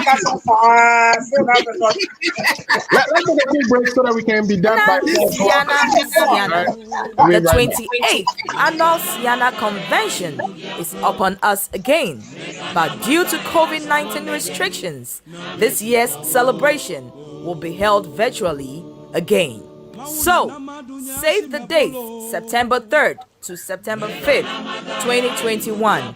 The days are fun-packed with the Cultural Friday night featuring the Ejojinam Fafali Bobobo Dance Group, followed by the Nutifafa Dance Ensemble and many others. On Saturday, September 4th, Theresa Kumaza will be leading us through an hour of Keep Fit from 9 to 10 a.m. Some featuring artists are Obibini Black Dean,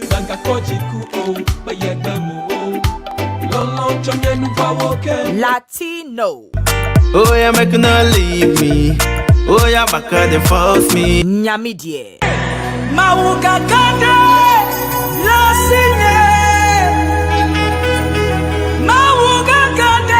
Sayram music.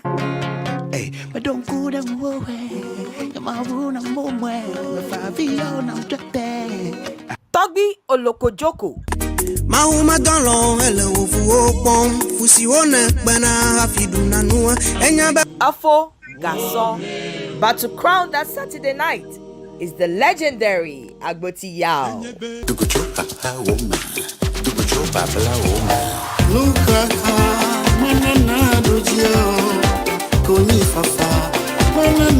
On Sunday, September 5th, a non-denominational church service will start our day, followed by a virtual picnic featuring our various traditional African cuisines.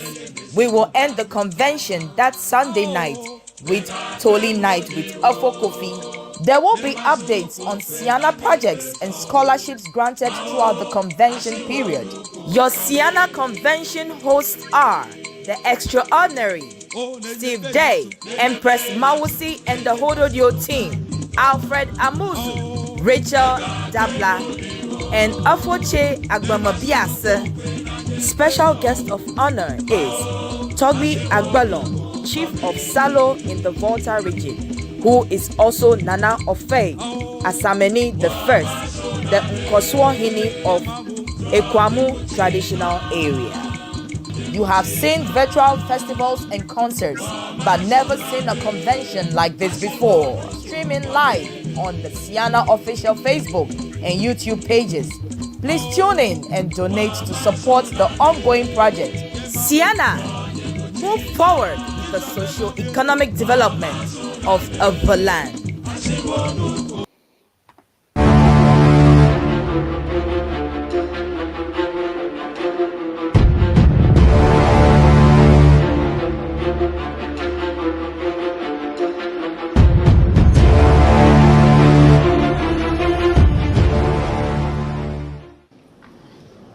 Junta leader Colonel Assimi Goita swapped his military uniform for a suit for his meeting with West African leaders.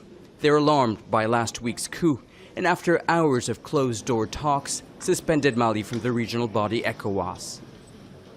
The recent happenings in Mali have again raised anxiety levels in the region and have somewhat shaken the hope many had of a peaceful, successful transition, which will result in the return to a democratic government in Mali and ultimately and hopefully the political stability of the country. The heads of state called for the immediate release of the former president and prime minister who are being kept under house arrest. They also want the nomination of a new civilian prime minister and an inclusive government. The suspension is due to last until February 2022.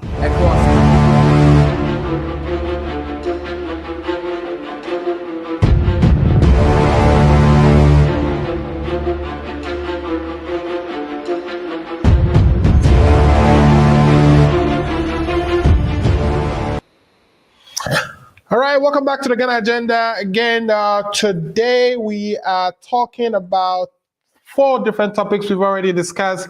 How the president travels and whether it is because of safety or is just being insensitive to the plight of the Ghanaian, and the amounts that they put into hiring or chartering all these private jets, and whether the president, according to what his own party member is saying, should put together some type of, guidelines as to alternatives. Should the president be faced with safety issues and not able to travel with the country's national flight or the country's jet for the president, the Falcon?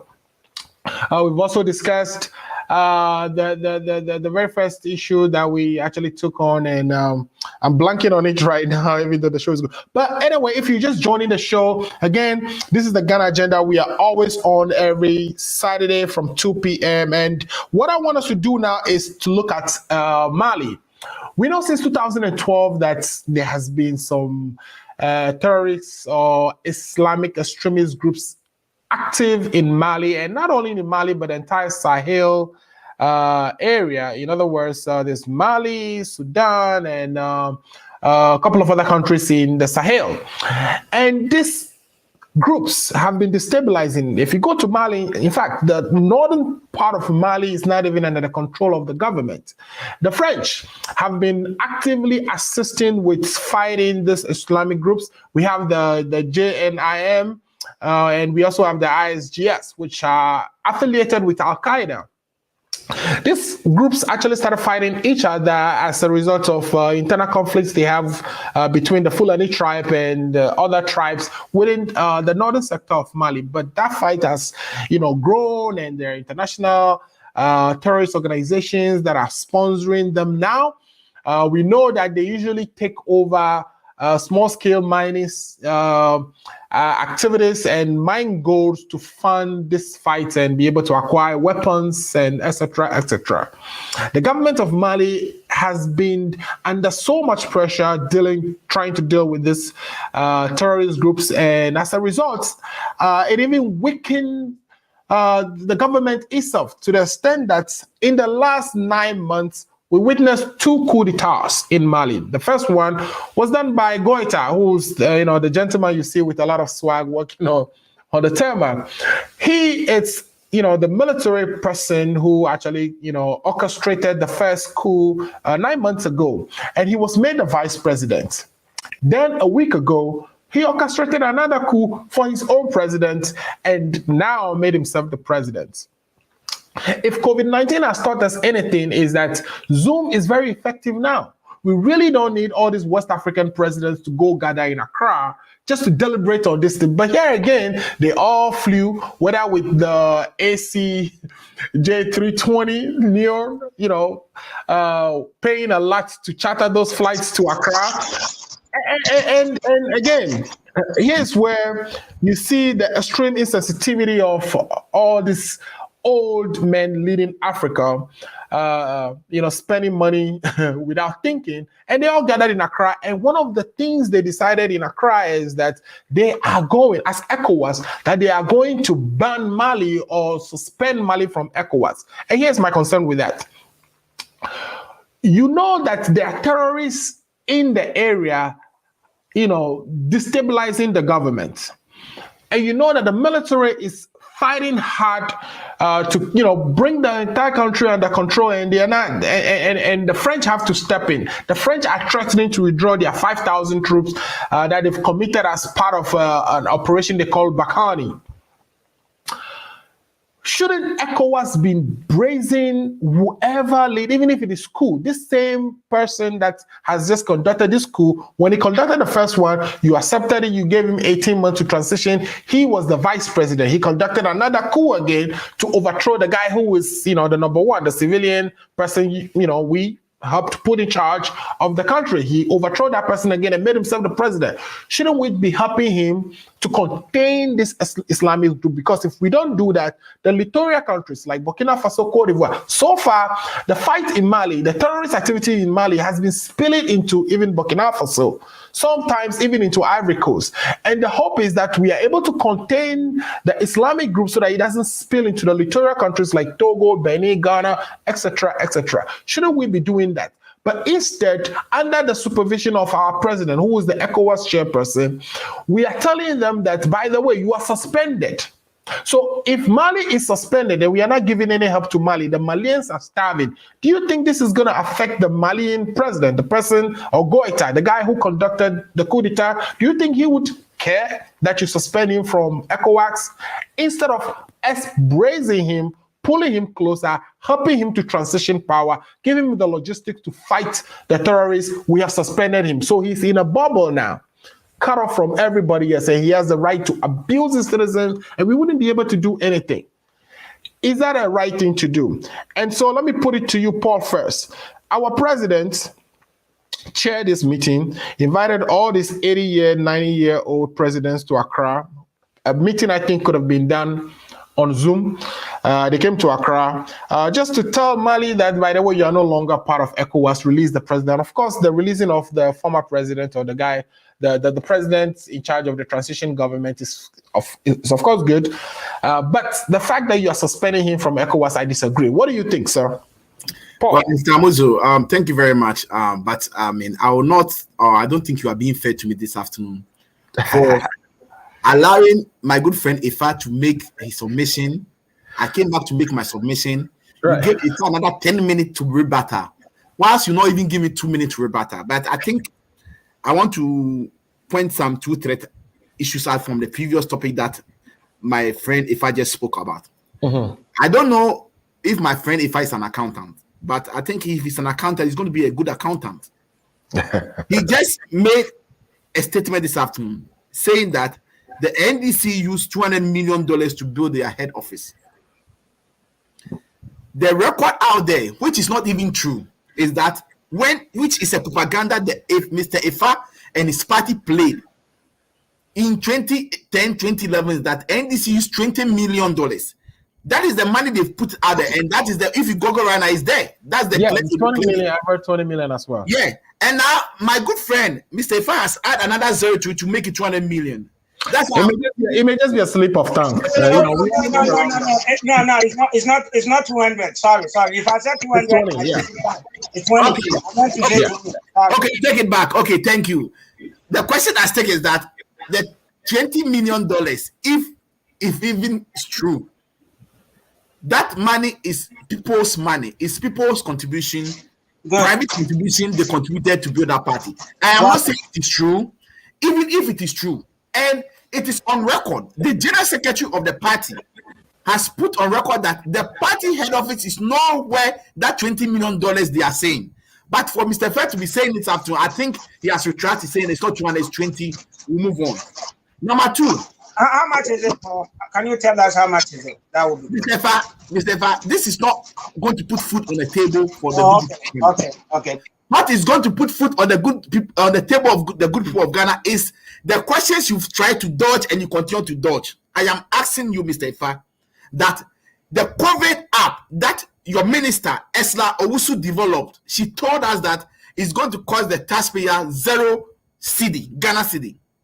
At the end of it, there is evidence and proof that they spent $2 million to develop this app. And Mr. Ifa, on record, to develop an app, you need less than $150,000 to develop an app. So I am telling you that this is what your government has done. Number two, when Ghana was in COVID last year, the monies that you got from World Bank, IMF, the Bank of Ghana, and other companies contribute, according to record, 12.4 billion Ghana cedi. In your own budget statement, 2021 budget statement, page 273, I'll give you the page, appendix 12A. The official record stated in there as money spent so far on COVID staff is 1.24 billion. What is the difference? The difference is almost 11 billion. What did you use the money for? Those are the things I want you to talk about.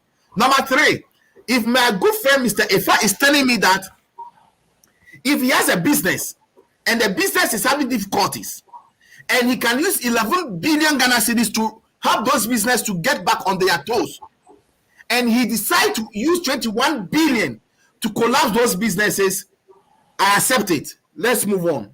Now, let me talk about the Mali issue. Look, it's unfortunate that this thing is happening in Mali. Coup is something that all of us should speak against. I will never support any coup in any form, irrespective of whoever does the coup. Right. Democracy is the way to go. Right. Democracy is what we have agreed to. But to my disappointment, if I was making a statement that the leadership, the ministers and the leaders, they should be held accountable, they are incompetent, but forgetting and refusing to accept that Nana Addo is the leader of Ghana, Nana Addo is incompetent and he needs to be held responsible. You see, if I try to appropriate and misappropriate, he tried to put the blames on the ministers and try to take the president out. During President Mahamad's era, every issue that comes, Ifa will be number one person blaming President Mahama. Issue that concern public officers, not politicians, who Ifa will blame President Mahama and put the responsibility on the head of President Mahama. But now, Ifa is telling us that when there's issue in the education sector, we should hold the education minister responsible. If there's issue in the financial sector, we show the financial minister responsible. We hear you, we'll go by your logic. And thank you. And Mr. Abuzu, I will need a record of this show. I need a record I'll put down. Because I know and I believe in 2024, when government change, my good friend Mr. Ifa will come up and change his mouth. And that one, I'll play this record to him. Now, about the Mali issue, it's unfortunate that this is happening in Mali. You see, this should tell you that the Ecowas chairman, he lacked leadership credentials. Our president, Nana Addo Dankwa Akufo-Addo, who is the Ecowas chairman, lack leadership credentials, lack leadership visions, lack leadership direction, lack leadership. Vision. How can you support a coup in first instance, and then now you are trying to reprimand a person? The right thing that was supposed to be done, the first time this guy attempted to do or to make the coup, they should have condemned it to the highest level. But he, as the chairman of ECOWAS, encouraged it. They supported it. They fueled the guy with more gas. That's why the guy had the nerves to do a coup again for the second time. Right. As you said, the issues that is happening in Mali, okay, is not acceptable, is condemnable. But don't forget that we think it's happening in only Mali. It is happening in Ghana. That is what we call culture of silence. That has been introduced in Ghana by President Nana Addo Dankwa Akufo-Addo and his Chief Justice. Now, when you suppress the people, you push the people down. People want to fight. People want to speak their mind. People want to demonstrate. Freeze the country people. Look at the way they are finding every means and way to frustrate them. This is what led to the coup, or this is what will lead to a coup. We are in a democracy, and I think President Nana Addo Dankwa Akufo-Addo is a champion of demonstration. If we are looking for a president or a leader who has led the most highest demonstration in the history of Ghana, Nana Addo is number one. Today, he called himself the human rights president. He's sitting in power. He's suppressing freedom of speech. They are creating culture of silence in Ghana. They are not allowing people to speak their free mind. And they think Ghana is exempted from what is happening in Mali. Then we should revive our nose. That is what happened in Mali. People were suppressed. They prevented the citizens to speak their mind. That is why coup happened. I am not supporting coup. Coup is something that we should condemn. But for us to have a president who acknowledged coup at the first instant and the second instant turn around to condemn it, I mean, it should tell you how hypocritical our president is. Hypocrisy will not take us anywhere. Truth is what we need to speak. And Nana Addo should speak as a leader. He's not speaking as a leader. He's not showing leadership quality. For you to acknowledge the person when he did the coup the first time, you gave him that power. You have engineered him to do the second coup. I am saying, based upon this, I relate it to what is happening in Ghana. The culture of silence in Ghana is not far-fetched from what is happening in Mali. Today, look at what is happening to Dr. Yenini. When Dr. Yenini spoke about things, he spoke his mind about the Supreme Court case. He's been dragged to the General Legal Council by the Chief Justice. Right. You, the Chief Justice, you were on air the day that you were giving your judgment at the Supreme Court. You described Dr. Kwesa White and Major Nudu as fantasy statement. You criticize people. When they criticize you, you are taking people, you are dragging people to the General Council, creating culture of silence. Nana Addo was in Cape Coast last week, creating the impression that he's the most vilified president ever. It is not true. Mahama has been vilified more than him, but Mahama never took anybody on. Right. As soon as Nana Addo, you take him on, his armies, his Facebook army soldiers will come after you, insult you, attack you. And today, let's give credit to my good friend Ifa. He has not done that. He dodged the sensitive questions and trying to create an impression as if let's build Ghana. Mr. Ifa, I agree with you. Let's build Ghana. But before we build Ghana, Mr. Ifa, I want you guys to account for the money, the COVID money that is not accounted for. I want you to speak to that topic. All right. So there's a comment here. Let me pick this comment very quickly, and then when we come back, we'll go to Efa so he can respond to all the things that you said. So Gabriel Kofi Sado Gaglosu, I'm sure he's from Ketu South. If it's Sado, I may have even know him. So Mr. Gabriel is saying leadership has failed us, including the current one. So of course he's alluding to some of the things that Paul, you are saying here, that this current leader is definitely not helping us. All right, so let me bring you in, Paul.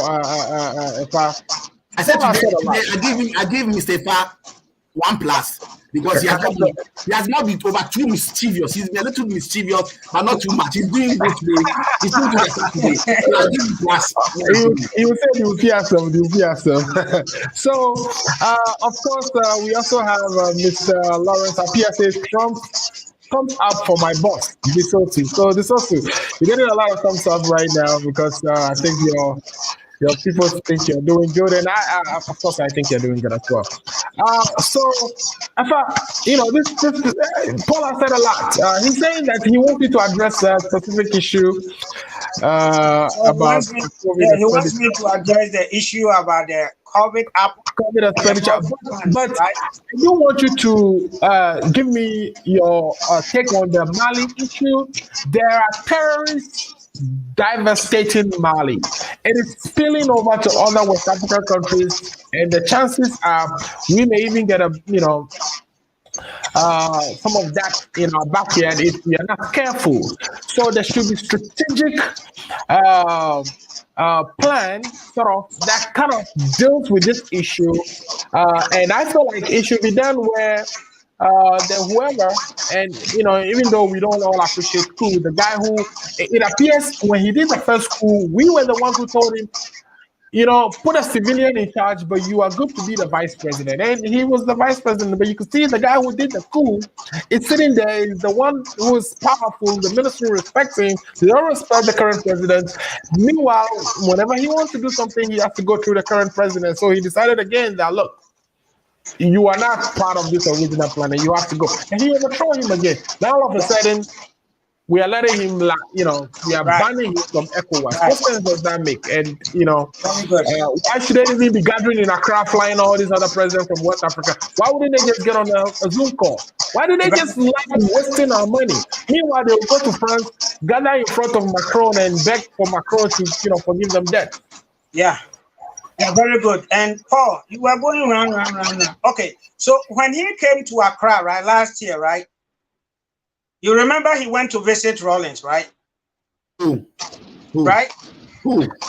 Oh, you're talking about the guy, yeah. Rawlings in 1979 made a coup, brought Liman, and then 71 overthrew Liman and took over, right? Yes. Is there something similar with this guy? We've moved forward. Exactly. Exactly. We've moved forward. So you know me, right? You know me. When you try to corner and make political issues out of what we should be addressing and try to bring in all these fears of and try to, I can also go on the same tangent. When he came to Ghana, we didn't know the discussion he had with Rawlings, and we went there. Blah blah blah, and then a week about whatever, he has done another coup, a similar incident. Do we put it together and say Rawlings advised him to do that?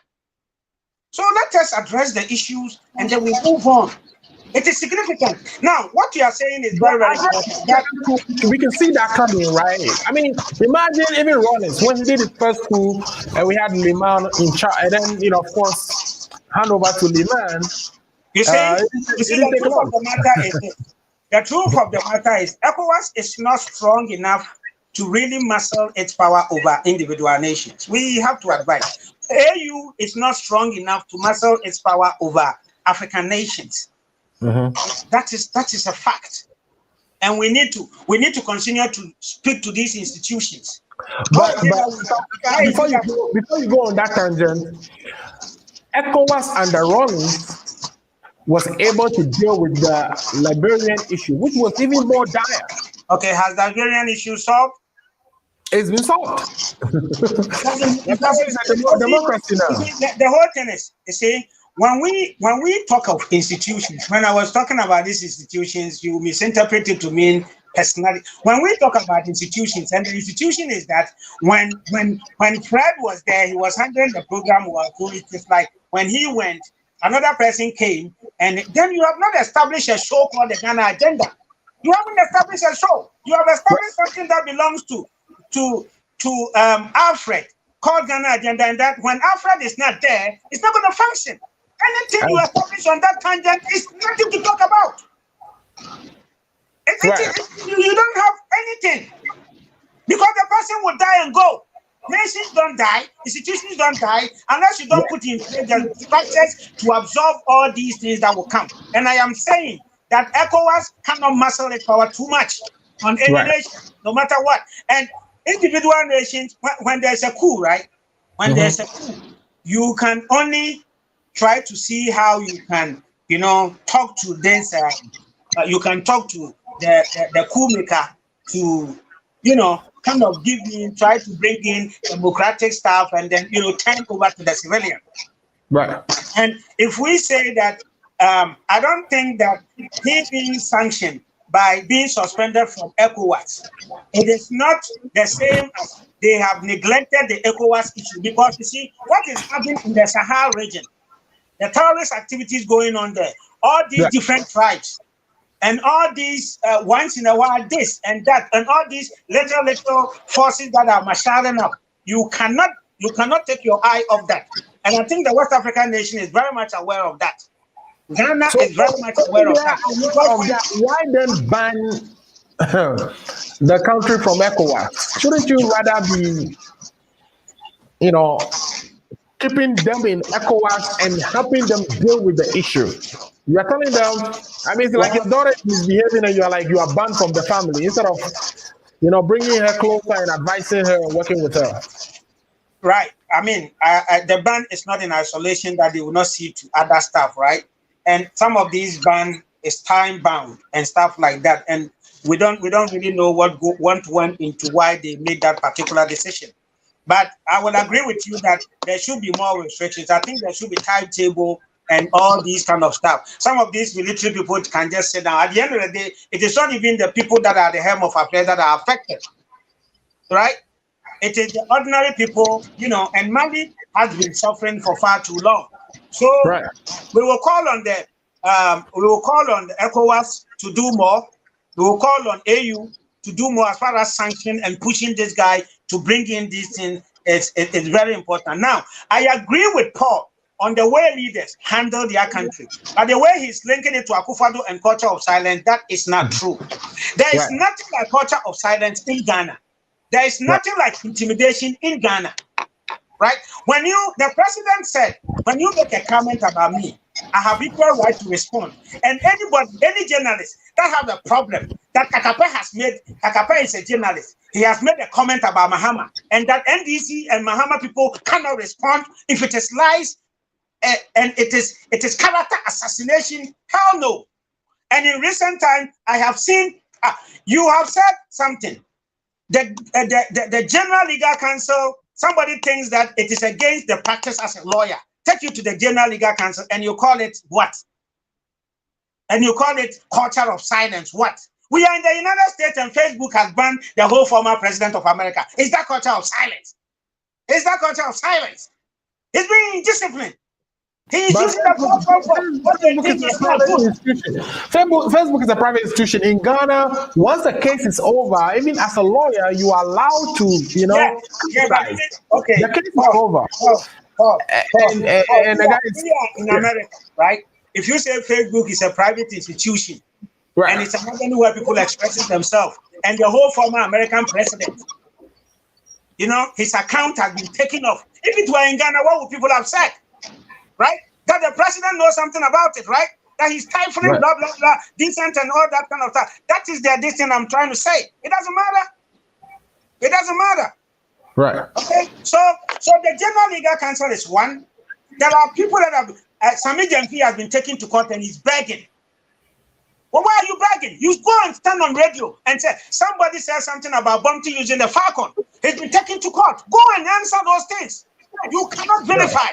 You can't verify somebody and go away. You cannot go and say, Mahama has properties in Dubai. And then when Mahama takes you to court, then you come and say Mahama is stifling media freedom. But you said that. You said it a lot of times. You said that Mahama had properties in Dubai. You've said that before. I've heard you saying that before. That Mahama has properties in Dubai. You yourself, you said it before. On our listen. So let's do this. I know our time is if I say something, right, I will give you the distance that I will give you the source of my statement, right? Right. So you don't see me, you go and see that person. Because it's all over the place. It's in the news. It's in the news. Yeah. But what I'm saying is that I know our time is fast spent. I'm getting another person to join us. It's going to be Mr. Foga Nukunu, who actually contested for parliamentary seats in the Ketu South. He's going to help us actually discuss the tidal wave issue in Ketu South. But let's take a quick break when we get back. I know, there are some rebuttals out there, but let's get back from our break and we can talk about this tidal wave issue. Today, if I is behaving, so I'll not rebut on this issue. I just let it go. You have not behaved today, Papa. Just to say that. Whichever pastor prayed for you last week, tomorrow go there again. You have behaved, Papa. Just to say that he has still run away from the sensitive question. He has refused to answer the COVID app. The money I've spoken about, the 12.4 billion that their own budget is saying they've used only 1.24. He has refused to answer those questions. And I will speak to those questions, please. I'm sure you will answer that when we get back. Let's take a break. We'll be right back. Hey, this your girl coming all the way from the US of A, yeah, baby, aka Ya Bantam. And me di feel a boozing pan and see one bridge with your money how Ghana mat other romantic. What's me sending provisions as a sutra credit Emma Ebusia phone and the form one Ghana. And one is a www.ghanamat.com. And then we say, boy, a sharp connection. www.ghanamat.com. Let's try provisions in the credit. Na really I have friend numbers na screen Ghana Mat ye crano. All right, welcome back to the Ghana Agenda. My name is Alfred Amuzu. We'll be talking about all kinds of issues. We started with, the census that we are going to be going through this year, which is getting ready to start on 27th of June, where we will be counting all our people living in Ghana. And we need this data in order to kind of base our development agenda on where resources will be allocated, how much of it should be allocated, etc., etc. This is very vital. And we've been doing this. This is, I think, the 7th time we'll be doing this. We started in 1960, and it gets done every 10 years. We were supposed to do one in 2020, but of course, COVID was not very kind to us. And so we postponed that to 2021, and we are getting ready to do it now. We know it's going to cost us $521 million. And the argument is that is so exorbitant. Can we find another way to do it cheaper? And so I was asking my guests, and depending on who you ask, everybody have different opinions.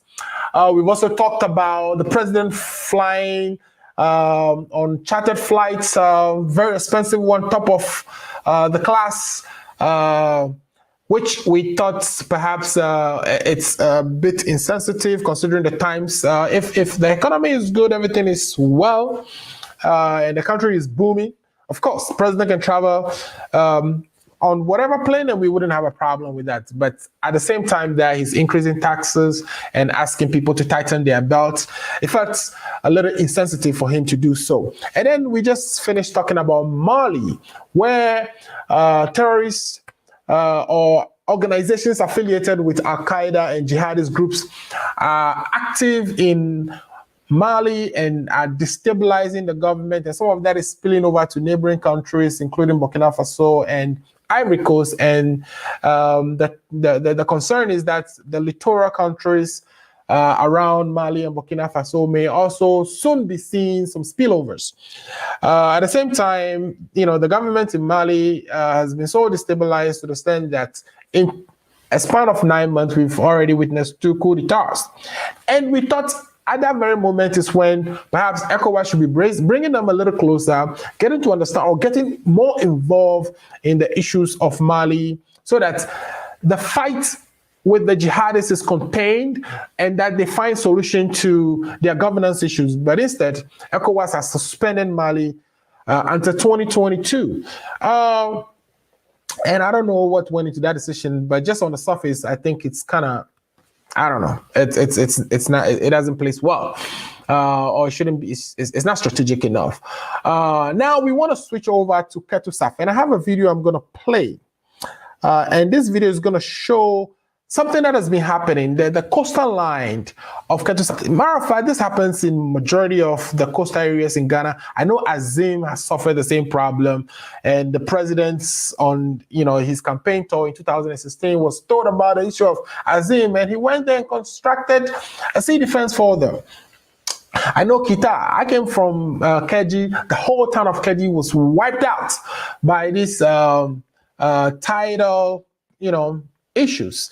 And after the wiping out of the whole city, the whole town, history, people have to move out of there. They decided to, build the sea defense during the Kufuor administration. It was something that was actually agreed upon, I think, during the NDC and the Rawlings administration. But Kufuor continued and built the sea defense, but it only got to a certain point. There is other phases of that project which has been lingering till now. There is supposed to be Blakusu phase 1, phase 2.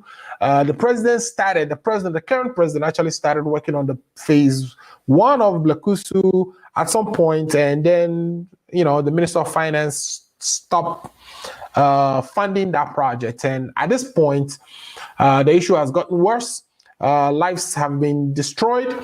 And, so I'm going to play this video just to kind of give you a quick highlight, and then let's see what my guest will say. But while I'm loading the video up, this definitely hits home for me. And I have invited someone from the district to help us with the conversation. In person of Foga Nukunu, who joined but briefly dropped off because of connection issues. We'll continue the conversation.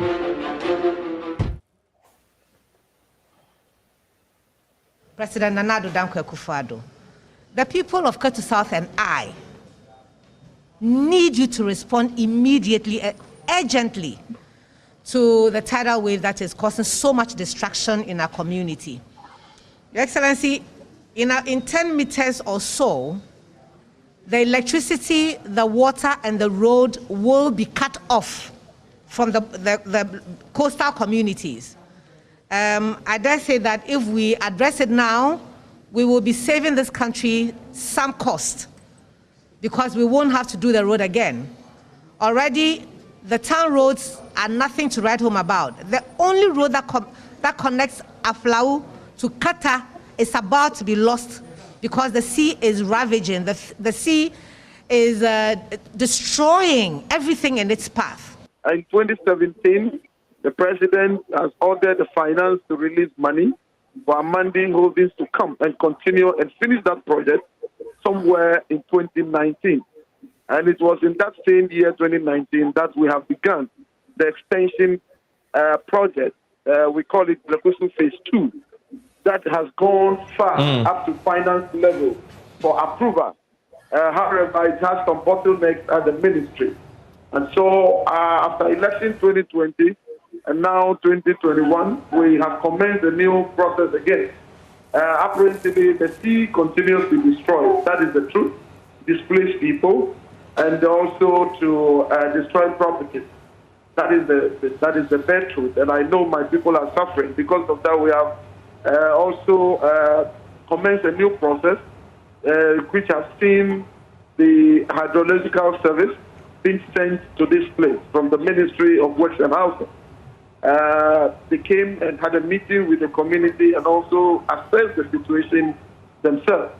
And so they went back, and I have got a reply through my regional minister, who have also been working hard, and currently who is also in Accra on the same project issue from the Works and Housing, assuring me that my sea defense project, that is a priority for them, and they are seeking approval from finance so they can engage a contractor to come to site. Yes.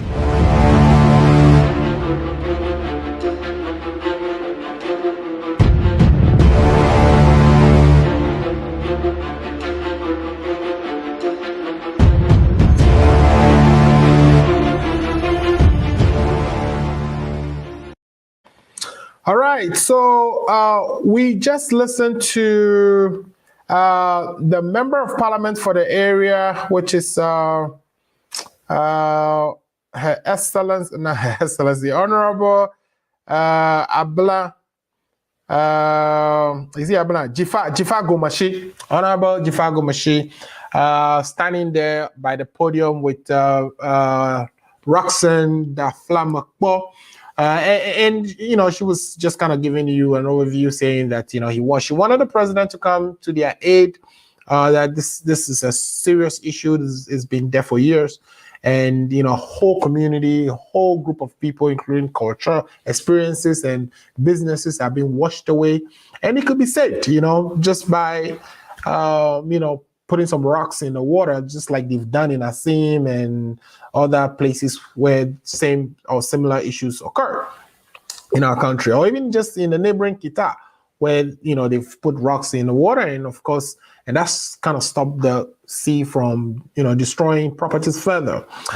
And then also we have from the district chief executive, and he was saying, you know, that's you know, the project was something that, you know, when the president came to power, he started the Blakusu Phase 1, did some work on it, and then he faced some bottlenecks in the Ministry of Finance, and so funds weren't getting released further. You know, that issue was, you know, revisited in 2019 or so.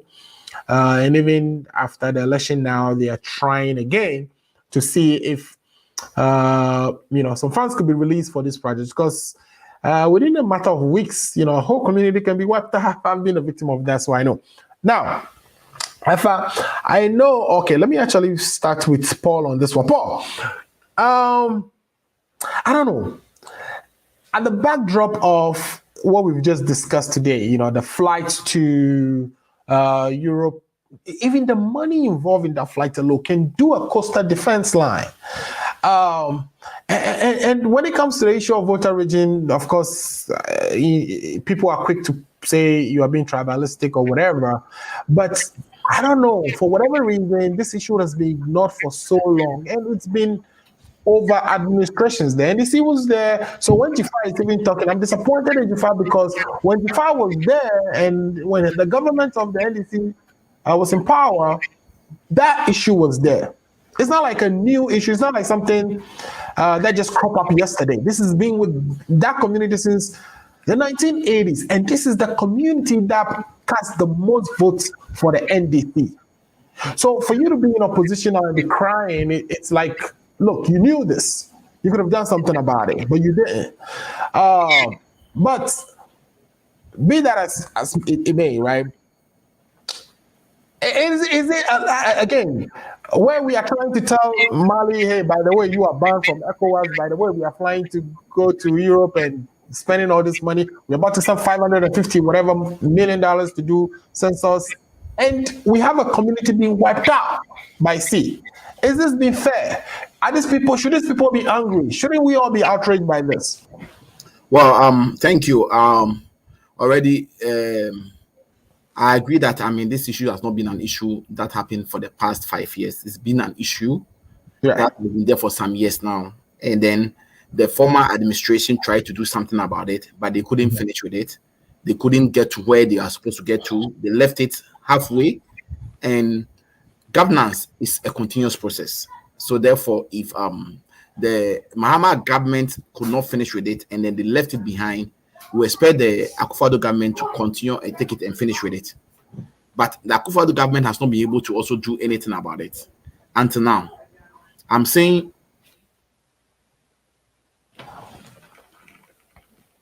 I think we lost.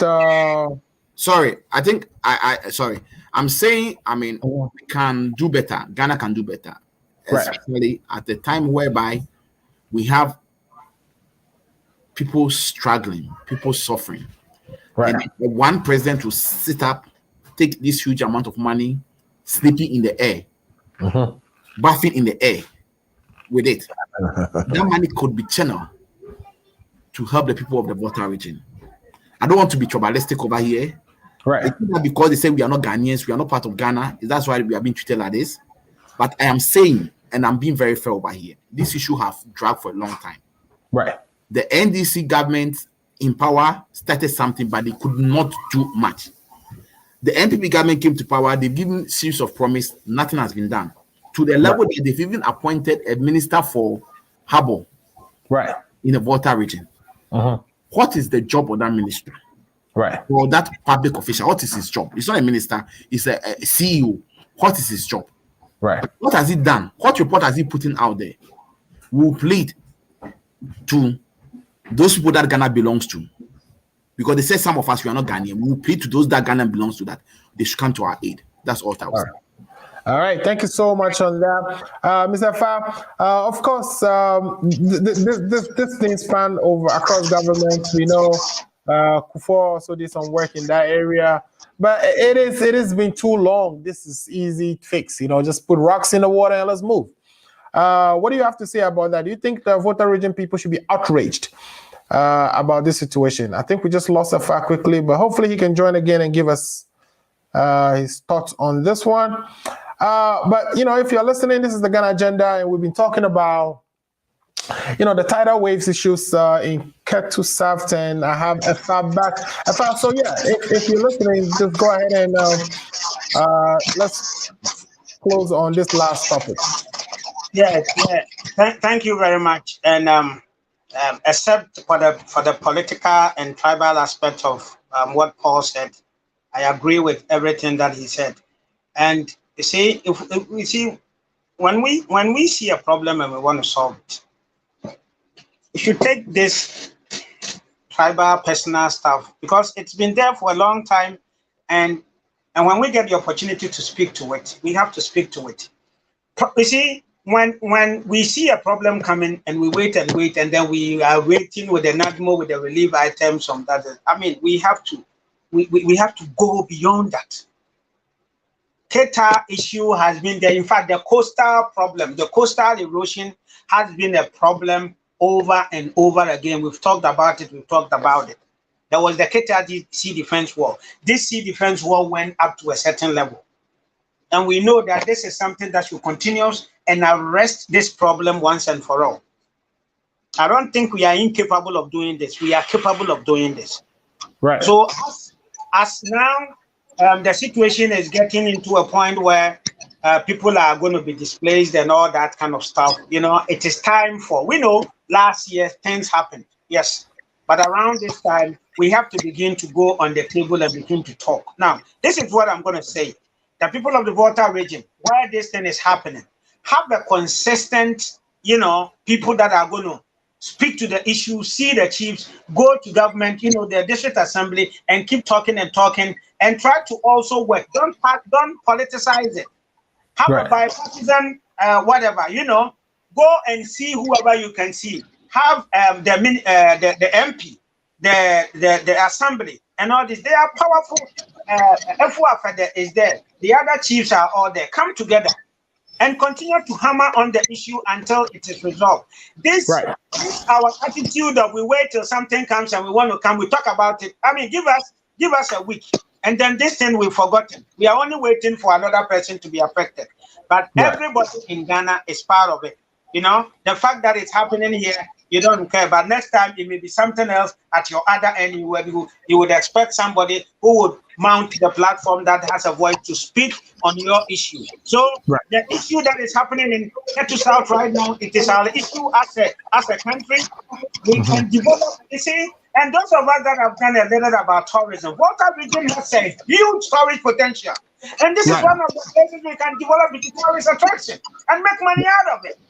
We sit down there, a Chinese is going to look at the potential, come and buy the land, and then we go, hey, the Chinese is taking our destiny. I mean, why there's a huge money in out there. And the Japan will tell you don't smell money. And when somebody is smelling money, it's going to be an issue. But what I'm saying is that this is human issue. These are human beings over there that are at stake. Let us take politics and tribal issues out of that. The people should come, continue to talk to government, and make sure the problem is solved. People at the district assembly, people in parliament, they should continue to raise it. You know, ask Ministry of Works, whoever is in there, the Minister of Finance. We shouldn't just do it a one day thing. We act and we go and sleep. No, we should have a consistent, sustained fight to make sure it is taken care of. Because we go and come, we patch it. It is like a wound. We don't do what it takes to heal it. We patch it and we go. But what I'm going to advise government to is that this is a huge tourism potential avenue for us to make money. Right. So let's explore it and use it for that. That's what I'm going to say about that. Thank you. Thank you so much. My understanding is that we have private investors willing to help, and because it appears there's no budget provision for this year or so. So there are financiers who are willing to put their money together and actually do it and just have the government reimburse them at appropriate time. So we hope something change on that quickly. Akwesi B. Nimo, who's one of our hosts, he hosts a sports program on Apple Radio. Please catch him, he's one of the best. It shows comes on tomorrow. He says, great show, and we are grateful for him watching. So, please share and let your friends watch as well. So let me start with Paul. Paul, if you can give us your closing thoughts. Today's been a great program. I've enjoyed all the discussions, and I think every good thing at some point has to come to an end. And so let's bring this one to an end, and we will do that by taking your closing words first. Well, for me, I'm going to close by saying that Ghana is for all of us. Right. Let's build Ghana.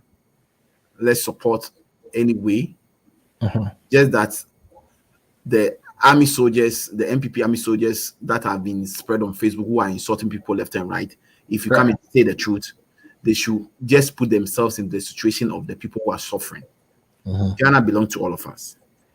It is a mandate for me, myself, you, for us to speak truth to power, irrespective of who the president is.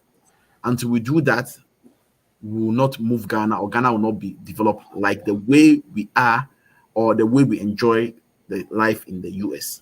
We want Ghana to become like the US so that we can all go back to our motherland. In saying so, I'll end by saying Mr. Fa has intentionally, strategically, consciously, and then mischievously tried to run away from all the questions I've posed to you. I'll let you go today. I will not talk about it. I'll let you go today. I just say and I pray that if his wife is listening to him, the wife should not give him food to eat today, because he's been very mischievous, not being by answering my questions. He's been dodging my questions. So I'll just appeal to the wife not to give him dinner this evening. That's all I want. So we got a guy from Ketu South who was gonna give us some quick insights on what is going on. So Foga, over to you. Foga, we know this Costa thing has been a problem for a while. Successive government did some little bit of work on it here and there. But give us an update on what is going on. What do you know in terms of relocating the people who are impacted, etc., etc.? Tell us a little bit, give us some insight so that my viewers can appreciate the issues. Thank you very much. For the past 2 weeks or so. Yeah. Oh man, his network is bad. Ghana internet. Very slow, man. Yeah, the internet is kind of bad over there. Yeah. Okay, so for Ghana, I think you are off. But okay, Kakape, so let's take your last word as well. If Oga come, I'll just get him to address it. Right. And if Kuga is listening, what I need them to do is to have a bipartisan, consistent approach to this issue. Don't politicize it. Don't go and accuse anybody. Just consistent, engage the government, have a working formula. Go there. What is it that we can do? How much can we get? Can we appeal to some? They can even form a committee and start appealing to citizens for some donations for them to fix this problem. And they can also use whatever, if there's nothing coming from central government, they can use relief agencies and, appeal to Siena, for instance, to have as one of their, to whatever it is to have a consistent approach towards solving this problem. Sometimes we must stretch ourselves and not just look at one sources of this thing. Yeah, today has been a great show. Yes, sir. Paul has really surprised me. It's reforming. It is good for our development. Yeah, let us not punch. Let's punch the issues, and let us speak to our leaders to do things. I'm not going to sit here and say MPP is an angel, but point out the issues. We are going to support, and we are going to appeal to the government that let us fix it. But in so doing, don't wait for a disaster. If you look at the case of Mali, people were using social media to call for the president was so bad, and then a coup came. And then we are here. Another problem has generated. So when you are approaching a problem, we have to know that so the solution we're prescribing, is that really going to solve our problem? But other than that, we've had a very fruitful discussion. I want to thank the listeners and viewers and all the people that have made this a success. I've always told you that you are a great guy. Continue to be great. Behind the scene, I'll tell you any criticism that I have, but we've done it. And what I'm going to say is that we don't always get it right. I'm always going to admit that we are human. One of the things I'm learning about life is that if you don't accept your fault, you are not going to be better. Because if you look at Mercedes-Benz in the 1800s, it is not the same Mercedes-Benz right now. If you look at Rolls-Royce and all that, they've improved over time because they took review and criticism. And the same goes for our leaders.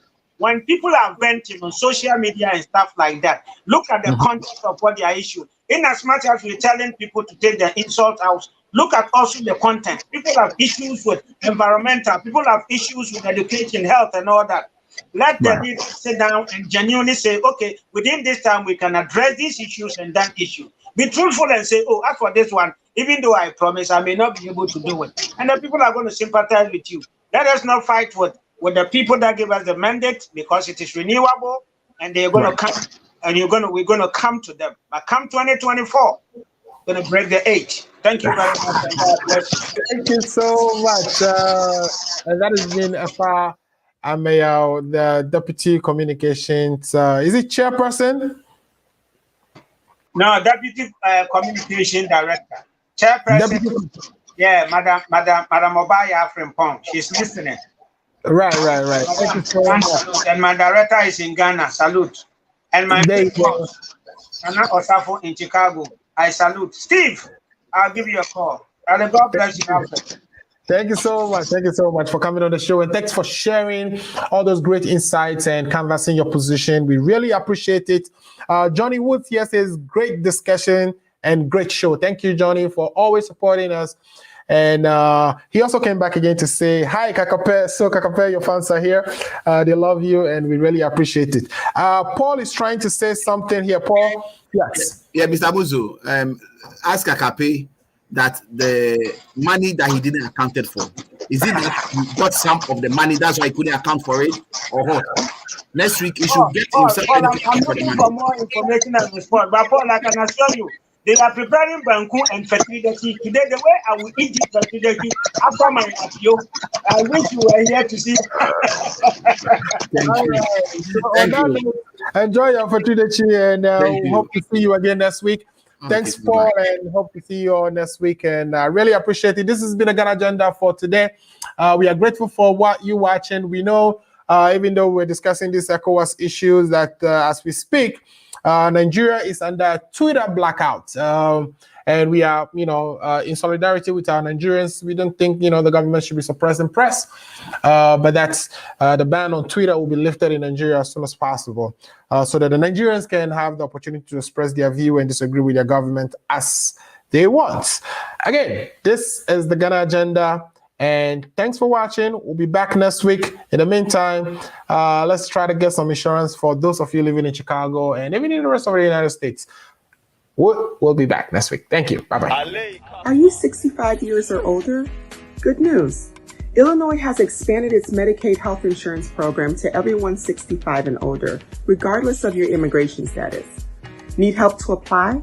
Contact United African Organization, UAO, WhatsApp, SMS, IL65 to 773-420-8976. It's true. For most people, your health insurance program increases as you grow older. That's why the state of Illinois has expanded its Medicaid health insurance program to everyone 65 and older, regardless of your immigration status. Need help to apply? Contact United African Organization, UAO, WhatsApp, SMS, IL65 to 773-420-8976. If you are 65 years and older, there's one thing we can all agree on. Your health and well-being is important. Whether you are a recent green card holder or retiree, asylee or without paper, you're now eligible for the Illinois Medicaid Health Insurance Program. Need help to apply? Contact United African Organization, WhatsApp, SMS, IL65 to 773-420-8976. Documents needed to apply: your proof of ID, your proof of address, and your proof of income.